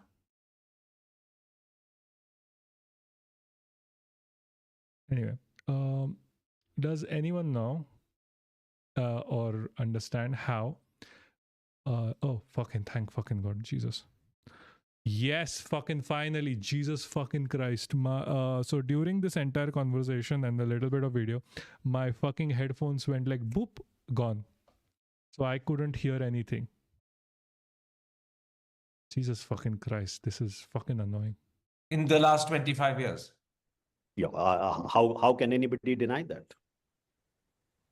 Then let me end. By the way, also reinforcing that, is the fact that the position of Indian Americans in the United States is also changing. I have friends in the US who are, Indian American friends who are feeling very, very insecure. They are feeling fearful. So, from a modern. Okay, let's all cards on the table. Indians feeling insecure in America is kind of their own fault. Because Indians fucking hell, these fucking NRI Sanghis always want to be like the flag bearers of like hate. Even in America, they want to do their shit. They want to pollute the environment. They want to hate on Muslims. They want to hate on the LGBTQ. They want to hate on the trans. They want to hate on everyone and be the best immigrants in the fucking world. But being the best fucking immigrants also means you have to suck up to the fucking right wing. And sucking up to the fucking right wing is like a tree sucking up to an axe or like a chicken in front of KFC. That is the problem. Like, obviously, these people are gonna turn on them. Obviously, this is gonna happen. Like, what did you think? And now they want to suck back to like the left and be like, oh, we are so good now. But left hates you too because you hate everyone else. Like, you should meet like NRIs here, especially like you see Brahmin NRIs. They hate white people while like living with white people. I don't understand. Oh yeah, definitely. Agreed. IT cell has done the max damage apart from polluting the environment. Like every single Twitter, whatever, is like talking about Americans or America is fucking a brown guy sitting in UP. And then they shit on Americans and obviously they hate us now. Modern minority community, it has now become a target. So we should not also. Oh yeah, no. Indians mocking Gaza is like the worst thing possible, like for Indians, because everyone feels for Gaza, everyone knows it's a genocide, everyone knows Israel is doing it, but these IT cell people like really want to like give it to the Muslims. That's why they are making fun of Gaza, and the world sees it. The world is not stupid. Like, they think the world is stupid. It is not. Indians have made it so that everyone fucking hates Indians. And it is more or less our fault. Like, I know there is this whole shitty thing with the right wing, and like they are xenophobes, they hate brown people, they like their entire politics runs on hating brown people, but we are not doing ourselves any favors. We have spent so much time being the ideal immigrant for fucking the right for the right wing of America. We forgot who our true allies was. Like, Jesus Christ. Also underestimate the importance of these kind of deeper changes that are taking place. Is this feeling that Indian Americans have a result of MAGA racism? Oh, the MAGA racism is a very important, element of it. But it is being reflected in the kind of targeting which you are saying take place, even by the administration. So the H-1B visas, for example, or the deportations of Indians from the United States, the greater scrutiny of Indian visa seekers, the fact that. Yeah, again, as I said, chickens in front of KFC hoping not to be butchered. I don't want to be mean, but the IT cell people aren't gonna get out of India because of the stupidity and some payout. They are hurting people already out of India. Yes, that is so fucking true. You're not mean. This is actually right on the money. A lot of these people actually hate people who go out because they cannot. I have friends who have told me straight up that they hate me because I went out of India. Mostly because of jealousy, mostly because of whatever the fuck they think of. And like straight up Sanghis, like this is from a time when I was a fucking Sanghi. That there has been a 25% to 30% drop, or perhaps even more, of Indian students wanting to go to American universities. In addition to the political difficulties that we are facing with the US administration, there is at this level also there are changes taking place. And those changes, with regard to H-1B visas, with regard to the extent to which students can stay in the country and whether their visas will be extended after 4 years of study, those are, in fact, reflections perhaps of the fact that Indians are not that welcome any longer. I cannot see how one can deny that conclusion. So in addition, there's a whole, as I said, the whole environment is undergoing a change, and it's difficult to see, even if we say, as I mentioned, if tomorrow say we get a good trade deal with the United States of America, maybe the atmosphere in the relationship may improve. Maybe it becomes possible for Trump and Prime Minister Modi to meet again on some occasion. What do we say about these other changes that are taking place? They cannot be switched on and off like that. So there is a deeper shift taking place that we have not seen for at least for the last 25 years. So then, or perhaps even more. So then I take it your feeling is that even during the remaining 3 years of the Trump presidency, this relationship is unlikely to stabilize. What's more likely is for further deterioration. Well, it may not deteriorate. I mean, it has already deteriorated quite a bit. So I don't know how further we would be going. But I would say that we would be able to perhaps settle at a lower equilibrium than the potential of Indo-US relations. We cannot go back to square one. See, at this point, we need someone like Manmohan Singh. We do not need a unpaired, fourth fail, Sangi guy who does not speak English, who barely speaks Hindi, and cannot speak 2 words without a teleprompter. Really, we are in the shittest position, and we need someone like Manmohan Singh. Square one. There is no square one left. Have we as a country handled this adequately and properly? Or do you have qualms about our response? No, we have to be mindful of the fact that, it is not only us who have been finding it very difficult to deal with this unpredictability, this uncertainty, very mercurial nature of this leader. So you can't really say that we have been perhaps not as adept at dealing with him as perhaps others have. I think I have pointed out before also that maybe somebody would have said, submit to some of this bullying, why don't you cater to his, ego and give him the kind of, obeisance that he's looking for. Why worry so much about it? My point has been that when you are dealing with somebody who's really a bully, the more you give in, the more will be demanded of you. So there may be some pain that you would have to, perhaps suffer in standing up to this, but in a sense that prevents you from suffering much greater pain down the road. So I think in not being overtly. See, I don't really agree with this because Trump is vengeful. Like, you cannot think of long term with Trump because he doesn't. Also, check replies beneath this tweet. What? I'm sorry, you have to send me a link for that. I do not know what you're talking about.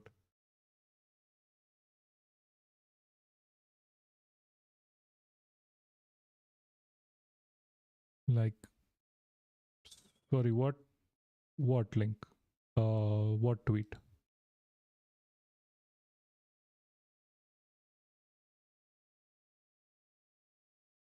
Okay, I have to wait because I think there is a lag with Slayer.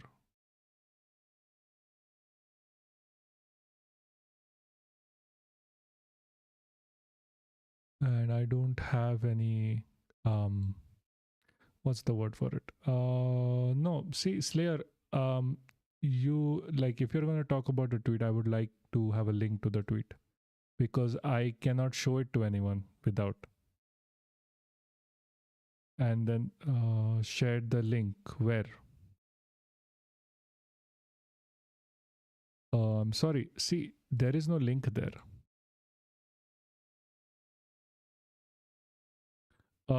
Link me the tweet like in Twitter. Like don't just like at Neil whatever underneath as a comment or a quote. Okay, post. Okay, the Diwali celebration one. Jesus, yes. We'll come to it. We'll come to it. Yeah, no, we'll come to it eventually. This was part of the docket I was going to talk about before. Yeah, no, this fucking chat is always buggy. I seriously need to find something better to stream on than OBS. No. We'll talk about this later. Like I was gonna talk about this, but it goes a bit too much tangent. Like Indians are hated because of shit like this. I understand. We can listen to this video. Give me a second. I'm just gonna Twitter. Yeah. So this is quite literally a video about how we fucked ourselves in our own asses. Okay. I don't think anyone can hear. Can you hear this? Possibly not. Yes, I was considering streaming on Twitch, but no Indian is on Twitch.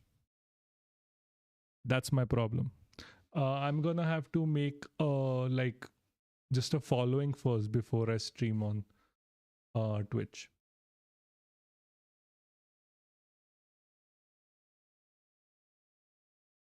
Okay, no, there is no sound going through here.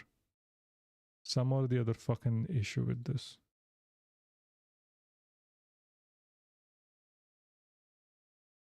Fucking opera. I know you are. But oh yeah, there you go. Just looking like the fireworks were fireworks. Jesus fucking Christ, we fucked ourselves in the ass. See, this is one of the reasons why they hate us. quite loud. My daughter came out of her room saying there was an orange glow in the backyard. And I was like, oh, that's interesting. And I looked out, and like, that's obviously a fire. And looked back out, confirmed that. We got out of the house and called 911. what are damages looking like? Car, garage. Car, garage. There's some holes in the roof. There's a hole in my daughter's bedroom roof. The back of the house is pretty scorched. Possibly some roof damage. So stop the fireworks. Increase the fines. It's $1,000 fine right now. It should be $10,000, $5,000. My house is gone. Celebration for your holiday, that's fine, but it should not be result in my house burning down. Period. He's fucking right. He is right. Obviously, they hate us after this. Obviously, there's so much hate going on because this is not an isolated incident. And when you, and just look at us. Like, there was this fucking comment.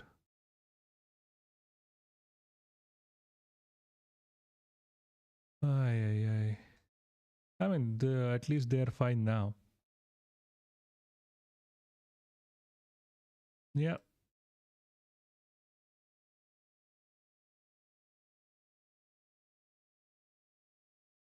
Sure, hold on. Oh, no. I know, I saw that. I know. It is some, I think that got removed. That's why. No, I think that got removed. Yeah, look, that was the first reaction from the IT cell. Where is this fucking reaction?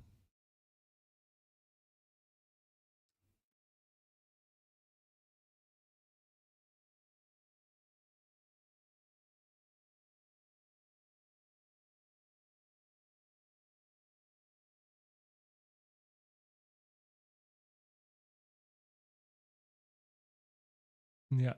No, I think this whole thing got removed. I think it was reported enough that X had to remove that tweet. But it was a fucking insensitive tweet and it got a lot of traction. lot of people hated it, and hence hate us. Like, plus the video about like the like the cow dung celebration doesn't really go well either. Hostile to the United States or being critical of Trump by just holding our red line to our red lines. That is perhaps been the right approach, I would say. I hear what you're saying, but in contrast, Starmer bent the knee and Britain has ended up with 10% tariffs, the lowest of any country in the world. Pakistan has pandered to his ego. They've got just 19% tariffs and a relationship that is significantly improved compared to what it was under Biden. That's what I'm saying. Trump doesn't think long term. He knows he's gonna die. You cannot deal with Trump without sucking up to him. You have to. India, on the other hand, has stood by, I suppose, its belief that we're not going to pander, we won't be bullied, we'll stand by our interests, but we're, in a very real sense, the losers too. Again, repeat what I said. Of course, there is a loss to be suffered, but it is a dynamic situation. I am arguing that the loss that you suffer by standing up for your interests today, in fact, avoids you are paying a much greater price in the future. And it is also my belief that, India was much weaker, say, in the 60s or the 70s, much weaker than it is today, much less capable in economic terms or military terms than it is today. And yet, we were able to stand up for our interests to the extent that we were able to stand up alone when we believed that our national interests were involved. Take, for example, the Non-Proliferation Treaty. We refused to sign it, despite the fact that there was so much huge pressure. Yeah, see, fine, we refused to sign it, but you have to understand the situation was different. I don't know why this guy is ignoring the whole fact that we are alone right now, and we are not even economically sustainable on our own. On us. Modi is trying to suck up to just unsexually. I mean, Modi is tweeting, appease uses the 7 languages to appease lol. If that doesn't count for sucking up, I don't know. See, tweeting doesn't count as sucking up. Like, we are always online and like, fine, that is fine. When you talk about sucking up to someone internationally, it doesn't mean tweeting. It means going there and like doing mujra basically. Like, what does Keir Starmer do? He does the same thing. He goes there, sits in front of the president and be like, oh, you're such an amazing president. Will you please let me suck that dick? That's what he does. That's what Netanyahu does whenever he wants like more weapons to bomb Gaza. That's what like the Millet does. That's what like this lady, the opposition leader, Machade or whatever, she quite literally gave her peace prize to Trump, like because he wanted it, so he would support her. Like, Trump doesn't give a shit about long term. Trump gives a shit about right now. Long term, he will fuck you up anyway. That's not even like a Trump special. That is like American policy. You are just you're just like, if you are friends with America, you are just waiting to be fucked over eventually. In retrospect, did not that decision prove to be the right decision? So I think I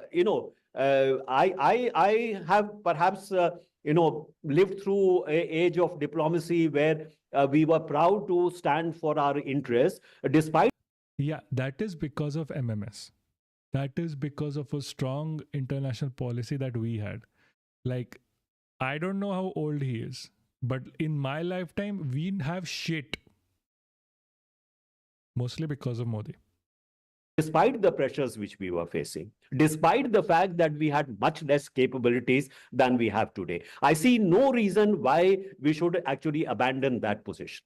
Except that there was a Kennedy in Washington who came to our assistance when China attacked us. There was a Kennedy who was understanding of India and wanted a good relationship with Nehru. We have Trump. Yeah, with Nehru, with Indira Gandhi, with MMS, and Sonia Gandhi, of course. They knew what they were doing. Modi does not. Modi knows how to suck up to Adani Ambani. Jesus, he can't even speak English. Jesus fucking Christ. Like, if you are like the Indian Prime Minister, like the basic exam should be, can you speak English? Yes, you can be the Prime Minister.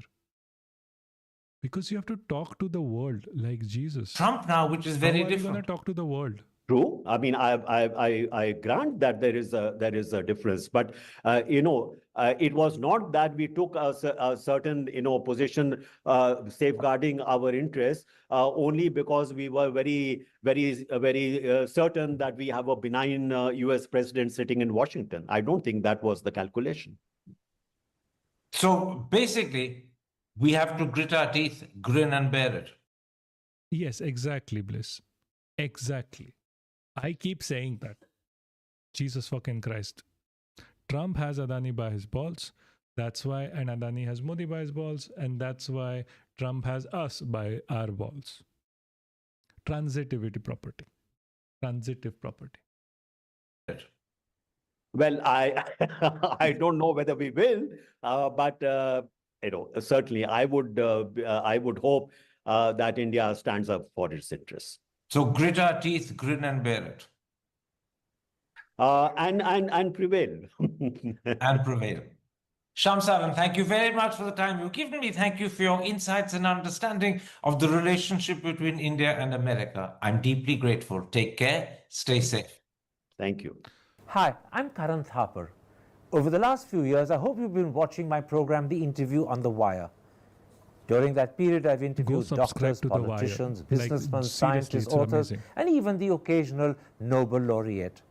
For me, it's been exciting. If you can. I hope it's been enjoyable for you. But these, as you know, are tough times. And if this program is going to remain bold, independent, and sometimes even defiant, then I think we need your support. At the end of the day, it's a truism, but editorial independence is best defended by the viewers. So if you would like this program to remain the way it is, forthright, outspoken, and interesting, then would you consider supporting us? All you have to do is to click on the description at the bottom. But more than anyway, so that was that. We are going to move on. We are a little bit of tangents around, but yeah. So just hi. This I wanted to talk. This motherfucker. This absolute idiot. He says lip service and slams UN's inaction on terror, cites Pahalgam terror attack. You, as a person, and you representing a country, failed to catch even a single person. You failed to catch the 4 people that killed 26 Indians in a terror attack. Why are you screaming in the UN for help? This is your country let these people in. Your country had an entire operation right after to take revenge on Pakistan without proving that Pakistan did anything. And now you are screaming at the UN for inaction and lip service. I do not know what Jaishankar thinks lip service is, because what he is doing is by definition lip service. Hey, I am always annoyed by this guy. I don't know how he ever became the external minister. I don't know why he is still in this. Like, as someone, like if I was in Modi's place, I would look at him and be like, he's not even working in the way he's supposed to. India's image is down. India's image is down politically, diplomatically, like socially. At least take care of it like diplomatically, but he doesn't. He goes around, angers people, and nothing comes out of it. I don't understand why he is still even in power or like in his position. He should have been replaced. But well, we have someone who is screaming lip service to the fucking UN for inaction against terror. And you could have said that. But you can cite fucking Israel against Israel's terror attacks on Gaza, and that would make sense.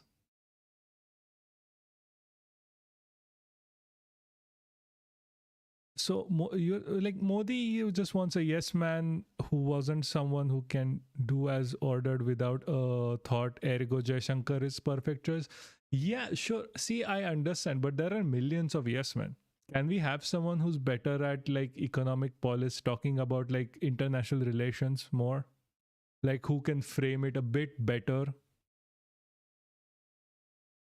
No, I agree, but there are like thousands of people who do that as well. Like India is a country of 1.4 billion people. Like, can't we really have someone who has a bit more of a brain in discussing and not just screaming for like a short edited video of him screaming at some journalist where like he doesn't even make sense? I mean, like, is it too much to expect for him to make sense? See, I was going to talk about like the Australian cricket disaster. I don't want to anymore, to be honest with you, because Jesus fucking Christ, it's fucking horrible. And the Australian cricket team also doesn't want to get it discussed as much, apparently, based on what their tweet is. Yeah, Tharoor works better. Like, honestly, Tharoor is basically BJP right now, and he works better than Jaishankar. Just make him at this point. He's part of the BJP anyway. At least, like, politically, how he talks about them. Yeah. So, the reasons why India is hated is because, one, we are not a safe country for women. If the women's cricket team from Australia can face harassment and molestation in India by someone who follows them and touches them inappropriately, how are we supposed to sit in our fucking chairs and tell them India is a safe country?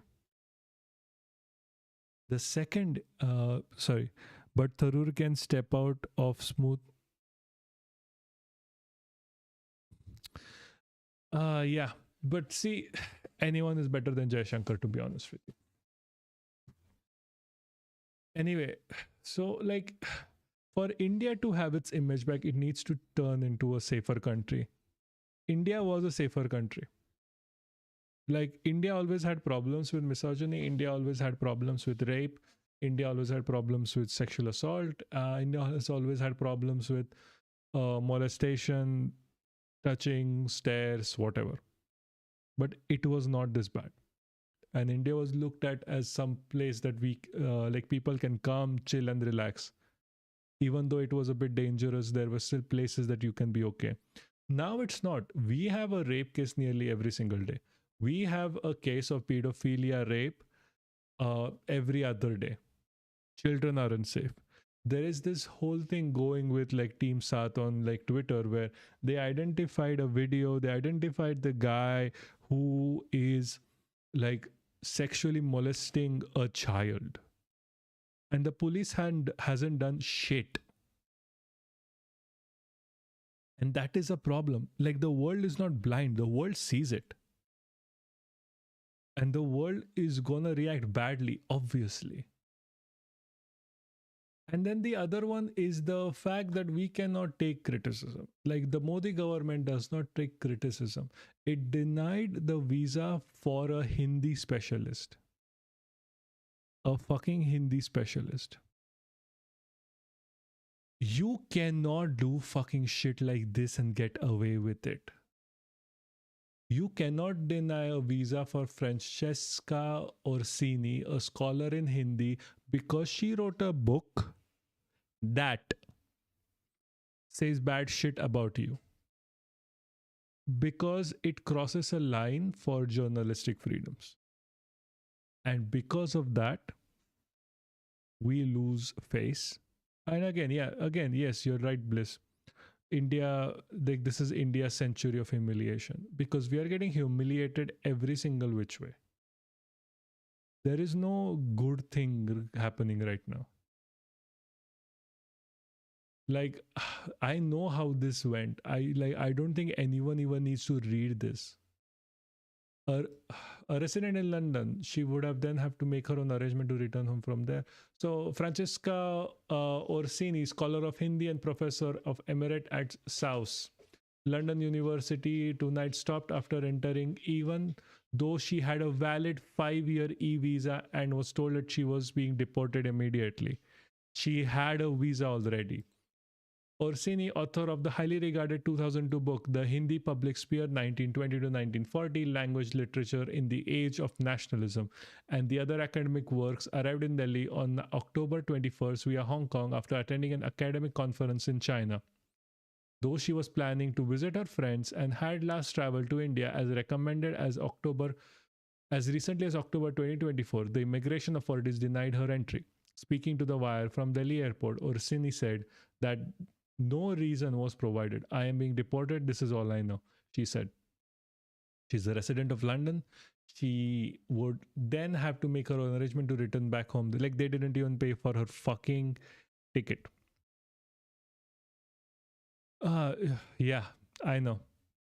I'm very well aware as part of the academic whose funding got cut.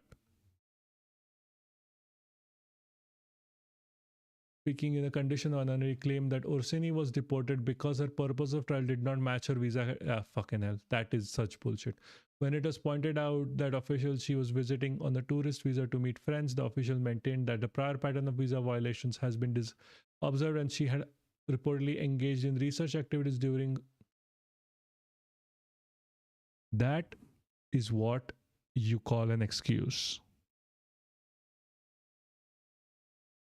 You can do research however way possible. This is not that she was visiting a friend.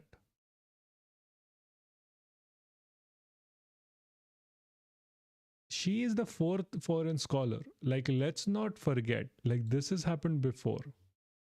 To 2021, during COVID pandemic, Modi government attempt to restrict invitation extended to foreign scholars for online academic seminars and conferences because they did not want to look bad in front of people, because every single thing that Modi government does is bad for India and they do not want this out.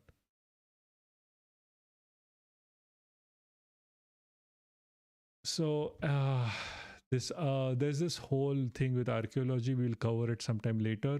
There's a whole thing that is being covered up. I am not joking. There was an archaeological find in, I think, Kerala or Tamil Nadu that is being covered up right now. I think this is connected to it. In March 2021, the Britain-based anthropologist Filippo Osella was stopped at Thiruvananthapuram airport and deported. The same year, British academic professor Lindsay Bremen was deported, again without any valid reasons. This is a problem. UK-based Kashmiri academic Nishtha Kaul was denied entry at Bengaluru airport. This became a big issue as well, mostly because they hate Kashmiris. I cannot say more on that point.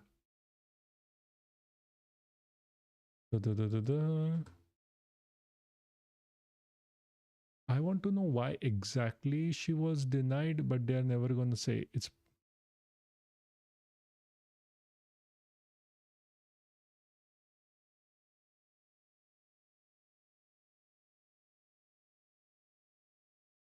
the deportation of it comes after a new global report noted that India has become a key example of how academic freedoms is shrinking, with universities and political groups limiting free expression on campuses.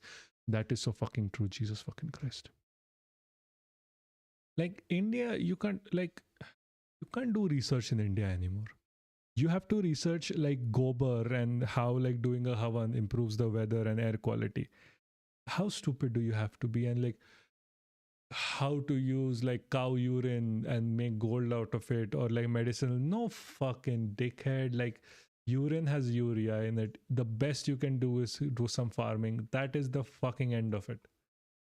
Jesus fucking Christ. This fucking world. This fucking India thinks I'm just fucking annoyed.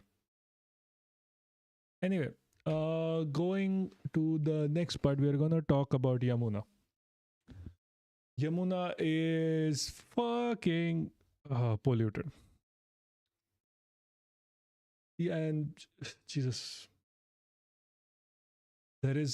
they want to have this whole thing and people are going to suffer. And the reason why I'm watching News 9 live is I want to show how much they fucking lie.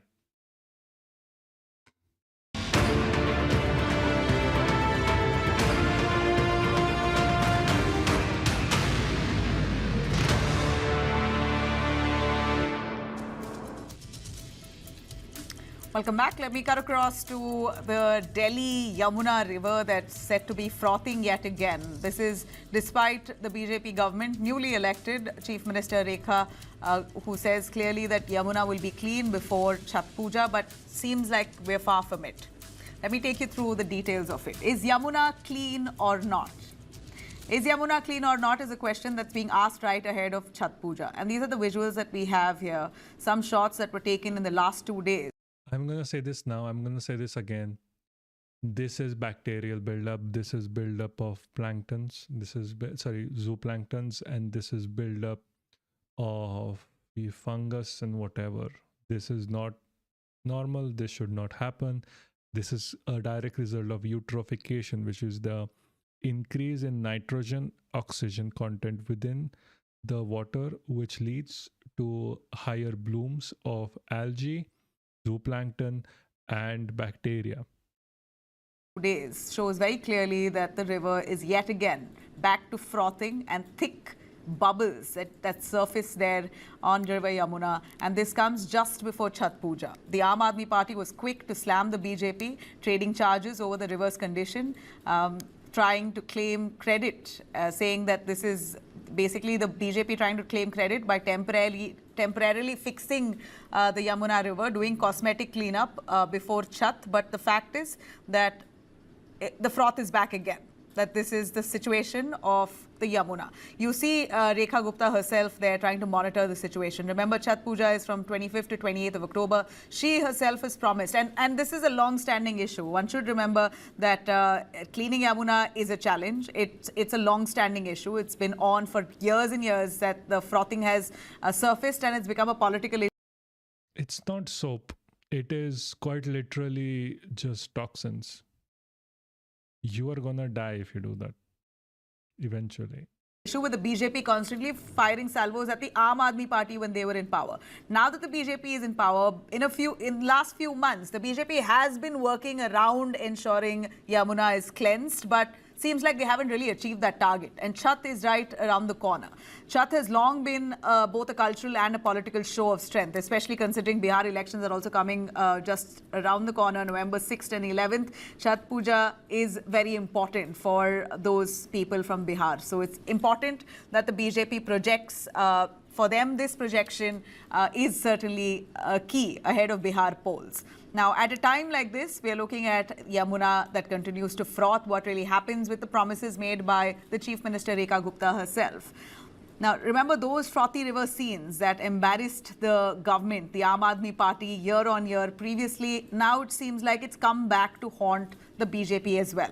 The Delhi Jal Board, though, has been spraying defoaming chemicals to tackle the toxic layer that appears post-Diwali, hoping that this year at least Yamuna will finally look festival ready, but doesn't seem like it's really a fix. It seems like a quick fix, but not. The issue here is that this is because of sewage that goes in. This is because of the festivals. This is because of we do not keep our waters clean. This is because of we add a lot of trash in the water. We have dead bodies in there, and we take a piss, we wash ourselves, we have soap in there. All of this causes this issue. The festival itself is the issue. A sustainable one. In fact, Rekha Gupta and her party that came to power in February, they've unseated Aam Aadmi Party on multiple issues, including pollution. At this point, it seems like they themselves are in a spot. It hasn't visibly improved. At least temporarily it was, it's back again. So Aam Aadmi Party has enough and more to fire at the BJP at this point. Saurabh Bharadwaj, in fact, put out, the AAP president in Delhi has put out a video itself. He put out this video saying BJP is basically trying to do cosmetic fixes of the Yamuna river. BJP is robbing UP's farmers of irrigation water for propaganda, saying that, alleging that... Why the fuck are these people using grok? That BJP-ruled Delhi and Haryana are diverting water from Uttar Pradesh's eastern canal into Yamuna to fake clean the river. Well, whatever said, Chhat devotees are waiting to have a clean river to perform that puja. Whether or not the puja is still going to happen, They're not going to get it if they do it.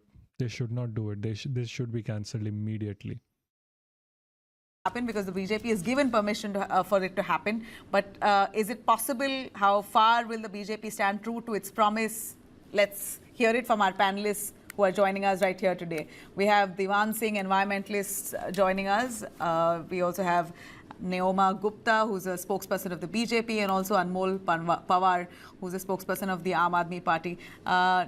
Neoma, would you want to start first? The visual that we see of Yamuna is really not what was promised by the Delhi Chief Minister. Certainly, it's not easy to turn things around in a few months, but the fact is that the promise was made. Chhat is in 2 days, and it's far from clean. Good evening, ma'am. So, see, in the last few months, more work has been done than in the last, lost decades of Aam Aadmi Party's governance. When it comes to infrastructural work, 1,500 metric tons of garbage has been removed. The 22 large drains flowing into the river have been desilted and are functioning. New STPs are being constructed and old ones have been repaired. And I mean, there are about 37 STPs right now that are fully functional. Having said that, our work and our agenda has been constantly to make sure the Yamuna is restored to its past glory, and we are continuing to do that. However, so stop building fucking power plants and fucking factories for Adani and Ambani around the Yamuna, who have a direct dumping outlet, and make better sewage treatment plants. Jesus fucking Christ, they do not make them good. It's bad. It's really bad. Yeah, see, this is gonna get worse. I've seen this video before. It's going to get worse. You just wait. However, let's talk a little bit on data. In fact, I visited the Vasudha Ghat yesterday, and Vasudeva Ghat, sorry, and I didn't see any visuals like that. In fact, I've just posted it on my social media. She is lying. Having said that, in terms of parameters, we need to see everything into perspective. Whether it comes to dissolved oxygen, pH levels, the local suspended... Dissolved oxygen has no parameter on what this is. You need particulate analysis. You need analysis for toxins. Dissolved oxygen is not going to give you shit. Suspended solid levels, they are very much within controls. The samples were taken... They are not. From the Yamuna, which even showed that the fecal coliform... Okay, so samples were taken from the Yamuna, but where? What location? How many locations? Is this an average? Can you show us a graph? No, then your information is fucking fake. Coliform levels were at 3,500 MNP that's bad. At 100 ml, which was a dramatic drop from an outstanding range of about 21,000 to 2 lakh units, which were launched early in 2019. Still bad. Biochemical oxygen demand showed remarkable improvement this September-October. So biochemical oxygen demand showed improvement. That can also mean everything is fucking dead in the water. That has no bearing on this. They are not giving anyone any statistics that are actually important. In fact, the nature gods were also very kind, and so were these steps which were being taken. Now, when it comes to the sacred festival of Chhat, we have been doing this work since the time we've come into power. Chhat is happening 7 months post. Please understand, we are carrying the luggage, which is extremely heavy of Aam Aadmi Party's failure to have done anything. In fact, they had said they'll take a dubki. Their own chief minister, I don't recall him taking a dubki, let alone doing anything for the Yamuna. Today, innumerable karyakartas and eminent members of BJP have taken dubkis to ensure that everything is within stipulated data. For the past 7-8 years. But the frothing is back. And it was the BJP's commitment. Do you think it was done in a rush? Do you believe that you should have taken a year to possibly clean it out properly, do it systematically, and then welcome people back to do the puja? Or is it a Bihar election afterthought? You know, it's not an afterthought because we've been doing this from the day we came into power. And the results are seen steadily and slowly.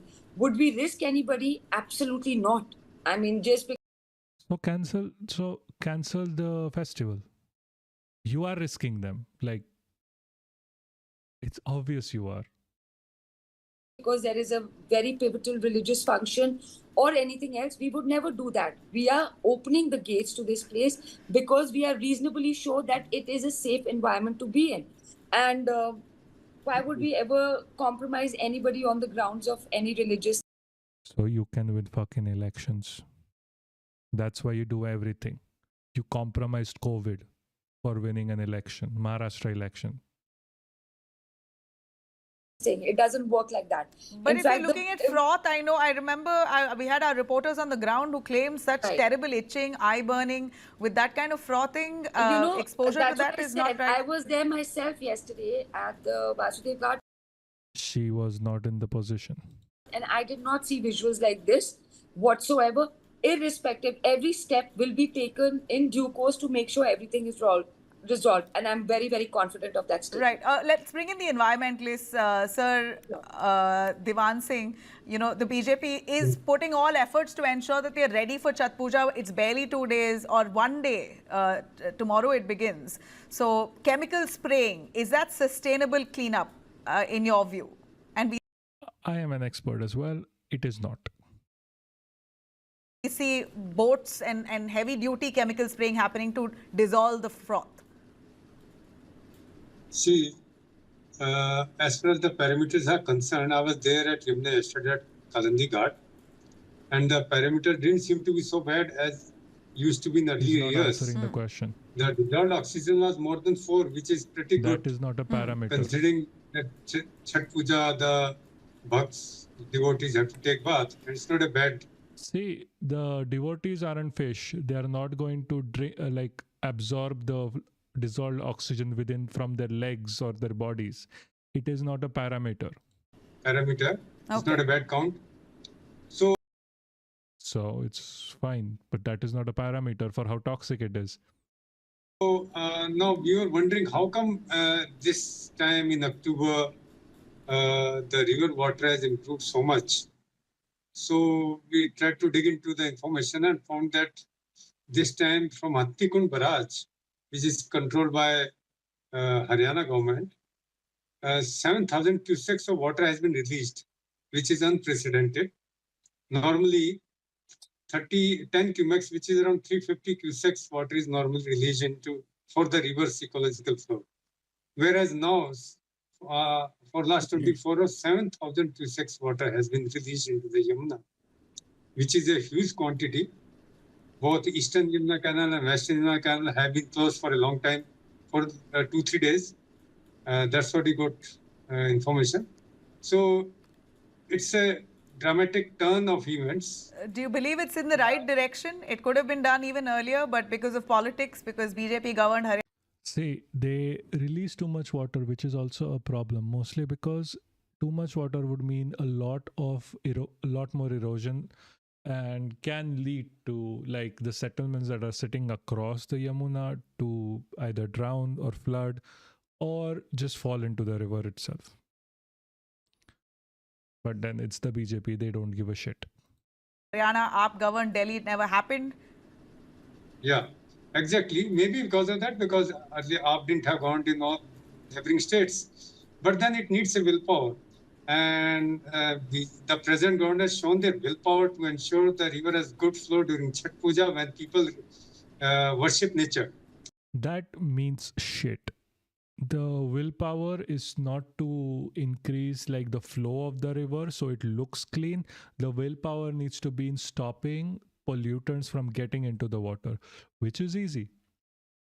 Have more regulations for the factories that run around Yamuna, but then like these factories pay like their dividends directly to the BJP within their coffers, or like literally any political party. So when you like, oh, we need to increase regulation, and they'll be like, oh, here's another like 10 crore of like donation for your uncle or for your like son to get into a good college, and oh my god, there are no regulations anymore. Thank fucking god. Jesus fucking Christ, these people and their fucking lobbies. This is very good that we have such good festivals in India that people worship nature. They stand in the water and worship the sun. So if the present God ensured that, then something needs a pat on its back. So not right now. It doesn't need a pat on its back right now because it didn't do shit. Your view, but the visuals that we are showing, if our cameras took some drone shots of it in the last 2 days, if we could have it. Because the sewage that's flowing into the Yamuna continues to be the same because it's not diverted elsewhere.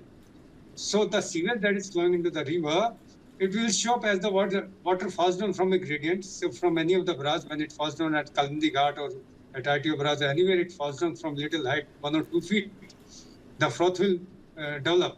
So the sewage is also showing up in form of the froth. But earlier, say it was 2 liters of, in earlier years, in the month of October, it was 2 liters of sewage and 1 liter of fresh water. This time it's 2 liters of sewage and 20 liters of fresh water into the river. Fucking false. If that was the scenario, first of all, this much frothing would not be there. He's lying. He's lying to save his seat. He's lying for whatever. Or maybe he's just afraid of the BJP being in power. So huge dilution. So you're saying in your expertise, exposure to that is not going to be harmful for a few hours if one it is wants to perform puja there. No, it won't be that harmful as it used to be. It is much. He's being so politically correct. Like he first of all didn't answer the question, and he's like, "Oh, it won't be that harmful." I mean, it is going to be harmful, at least to a certain extent. But even then, that is just hopeful, willful thinking. It is going to be harmful. Just like literally, just answer the question. Much less harmful in comparison to earlier times. I mean, still harmful. Can't be in a panic state considering the condition of Yamuna. Right. Earlier it used to panic state. Okay, let me bring in the Aam Aadmi Party spokesperson. I got an expert just so that we could set the record straight. Frothing, yes, is still visible, but our environmentalists say it's not as hazardous as it was in previous years. Anmol, your take on that. Saurabh Bharadwaj has been putting up video after video saying this is cosmetic fix, but at least something's being done. Good evening, Nabila ji. Nabila ji, the बहुत झूठी party government which is in power since the last 10 years and has spent over 50,000 crores in the name of Namami Gange and Clean Yamuna, wants the people of this country, wants the people of Delhi to believe that they have cleaned Yamuna in just 7 months. Let me remind them of their own record. In 2023, the National Green Tribunal imposed a fine of rupees 65 crores for failing to control pollution in Yamuna in Uttar Pradesh. The Supreme Court imposed another 60 crore penalty for their negligence in not cleaning Yamuna in Uttar Pradesh. In April 2025, this year, Parliamentary Committee of their own government declared Yamuna dead. Here's the proof that it is so polluted, that it is unfit, that it is dead. And now by spraying the same defoaming chemical that their ministers once used to say poison, जो कहते थे जी जहर छिड़क रही है आम आदमी party की सरकार, they are even using the same chemical to manage the toxic foam. And now they are not. Yeah, the chemical is fucking stupid. It poisons you more because it basically breaks down the foam, like the works like as SDS, like sodium dodecyl sulfate. It breaks down the foam and you can't see it, but it's still in the water, which is a problem. You can't remove this foam. You have to stop it from being generated. That's the only way of removing the foam. But they are not going to do that. That's expensive. That means you have to step on all of the lobbies. That means you have to like go around and make it so that like all of the fresh water is actually fresh water. You don't have bacteria in it, you don't have sewage in it, you don't have dead bodies in it. But that is not going to happen, is it? And this is a criticism of AAP as well as BJP. Like, they could have done more. They could have like said to the factories, like, we have better regulation now. Not just trying, they have miserably failed in cleaning river Yamuna, and now they are playing with the lives of people of Delhi. Bihar और पूर्वांचल के लोगों के लिए, जिनके लिए छठ जो है आस्था का पर्व है, उनकी जिंदगी के साथ खिलवाड़ किया जा रहा है. And today their own agency, government agency, DPCC, has exposed them completely. I would like to highlight this fact.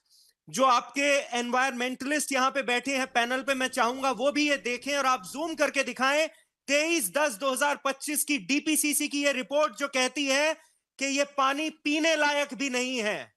तो आप बताइए, भारतीय जनता पार्टी के लोग बताएं कि क्यों दिल्ली वालों की जिंदगी के साथ खिलवाड़ किया जा रहा है, क्यों बिहार और पूर्वांचल के लोगों की जिंदगी के साथ खिलवाड़ किया जा रहा है. With elections, that's the answer. आप क्या कहना चाहते हैं?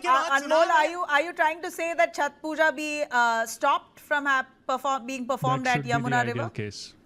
Is that what you're asking? Nabila ji, even during our time in 2021, when the former Honorable Delhi Chief Minister Arvind Kejriwal wrote to the Lieutenant Governor, who was then the chairperson of DDMA, Delhi Disaster Management Authority, seeking permission to perform Chhat Puja at Yamuna Ghats. We were denied the permission at that time. We made 1,000 Chhat Ghats. इतने Chhat Ghat हमने बनाए थे, record तोड़. हमने भी तो की थी ना व्यवस्था बेहतर लोगों के लिए. हमने लोगों को बेवकूफ तो नहीं बनाया था कि आप वहां जाइए और जहर का पानी पीजिए, जो आप साफ नहीं कर पाए. 10 साल से आप यमुना साफ नहीं कर पाए, और आप आज कह रहे हैं कि हम ये मान लें कि 7 महीने में दिल्ली की यमुना साफ हो गई. किसका बेवकूफ बना रहे हैं आप? Okay. Neoma, when the Aam Aadmi Party insisted on doing the Chhat Puja, the BJP... I'd like to counter him because he creates the maximum noise pollution. For the first time in 7-8 years, the Puja I am placing facts. You're very loud. Okay. I beg you. We have barely a minute. I don't have too much. He is actually placing facts. Like, I know he's screaming. He shouldn't be screaming. I am also of that opinion. But he is placing facts. She obviously has to say something and try to like put his argument down like on a qualitative level, because on like a level of like, oh, I can't get him on the facts, so I'm gonna get him on the feeling. So she starts off with like, oh, like he's making so much noise pollution, so like putting pollution on him, not her, because her party is doing the actual pollution. Much time, barely a minute. Yeah. The Yamuna River itself, because at least one model Chhat Ghat is being built in every district. Go and visit it. They've come up brilliantly. We have we made 70 model Chhat Ghats. We have doctors, mobile toilet station at every ghat. And literally all our MLAs and MPs will be personally supervising these preparations, because our party workers believe in coming out of their office and doing groundwork. Just look at the talking points of the Aam Aadmi spokesperson. No, but one point that he said was they had made 50 of those ghats, but they were not given permission. But the water was not fit enough for the people. So you're saying the water is fit enough now? The water is fit enough now? No, not only that, their own chief minister, who's constantly during his election campaign said, next time the water will be correct. It never happened. They are saying Yamuna ka pani pee ke dikhaye. We saw that stunt being done previously as well. Will anyone, one of you do it? Don't fly by. So, I mean, you spent 7,000 crores. Your report card was an epic failure, and you're going to show us the report card. Okay, as I end here, all I can say is Chhat is tomorrow, Chhat Puja is tomorrow. We're only hoping a safe festival. If you believe, environmentalists say it's not so bad. No, it is bad. That environmentalist is lying. Conditions are fairly better. We're hoping that the festivities also go on. Says to the contrary, Nabila's report says to the contrary. DPCC's report. Cut the noise pollution. Thank you for the debate. Thank you, sir. Thank you, You Anmol. don't have answer. Jesus. Yeah, no, see, that's why we are talking. That's why I talk on the Twitter. That's why I talk on here. If someone is there to listen, I'm gonna talk because BJP is straight up lying to people at this point. Like there is not much we can do other than talk to people. There's not much like BJP is going to do without people knowing. We have to know, we have to talk to people about this, we have to spread the message. And that's how we can actually go around, protest, maybe if possible, like peacefully. That's how we can go about and actually be better citizens, because we have forgotten to be good citizens. Good citizens does not mean we listen to everything bullshit the government tells us. Good citizens means we know our rights, we know what we are doing, and we protest and we make sure that whoever is in power, whoever knows that we are not going to stay silent when they trample on our rights to health, when they trample on our rights to freedom. Yeah, that's more or less the message at this point. That is more or less my goal, is to just talk to people and get the message out that, hey, you don't need to be trapped under this radicalized society and like just go with life as it's given. You can be better. You can, and all you need to do is talk to people. And eventually, things will change. There is always a hope. Things always change when you talk to people. Never has it been that you don't talk to people, you don't organize, and things don't change. Things will change. All you need to do is talk to people and organize. I will keep saying this until the day I die. Anyway, thank you so much for listening. Thank you so much, Bliss, for listening. I think we should end it here because it's nearly 3 hours now.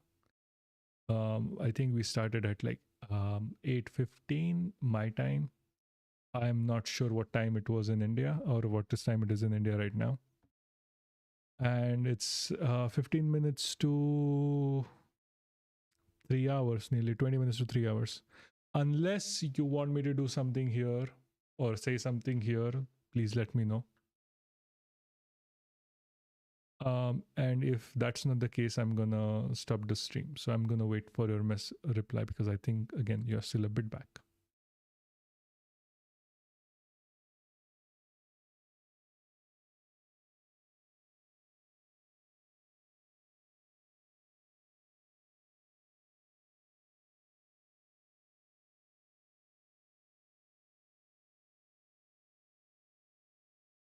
Oh, yeah. Oh, perfect. That will be. Thank you.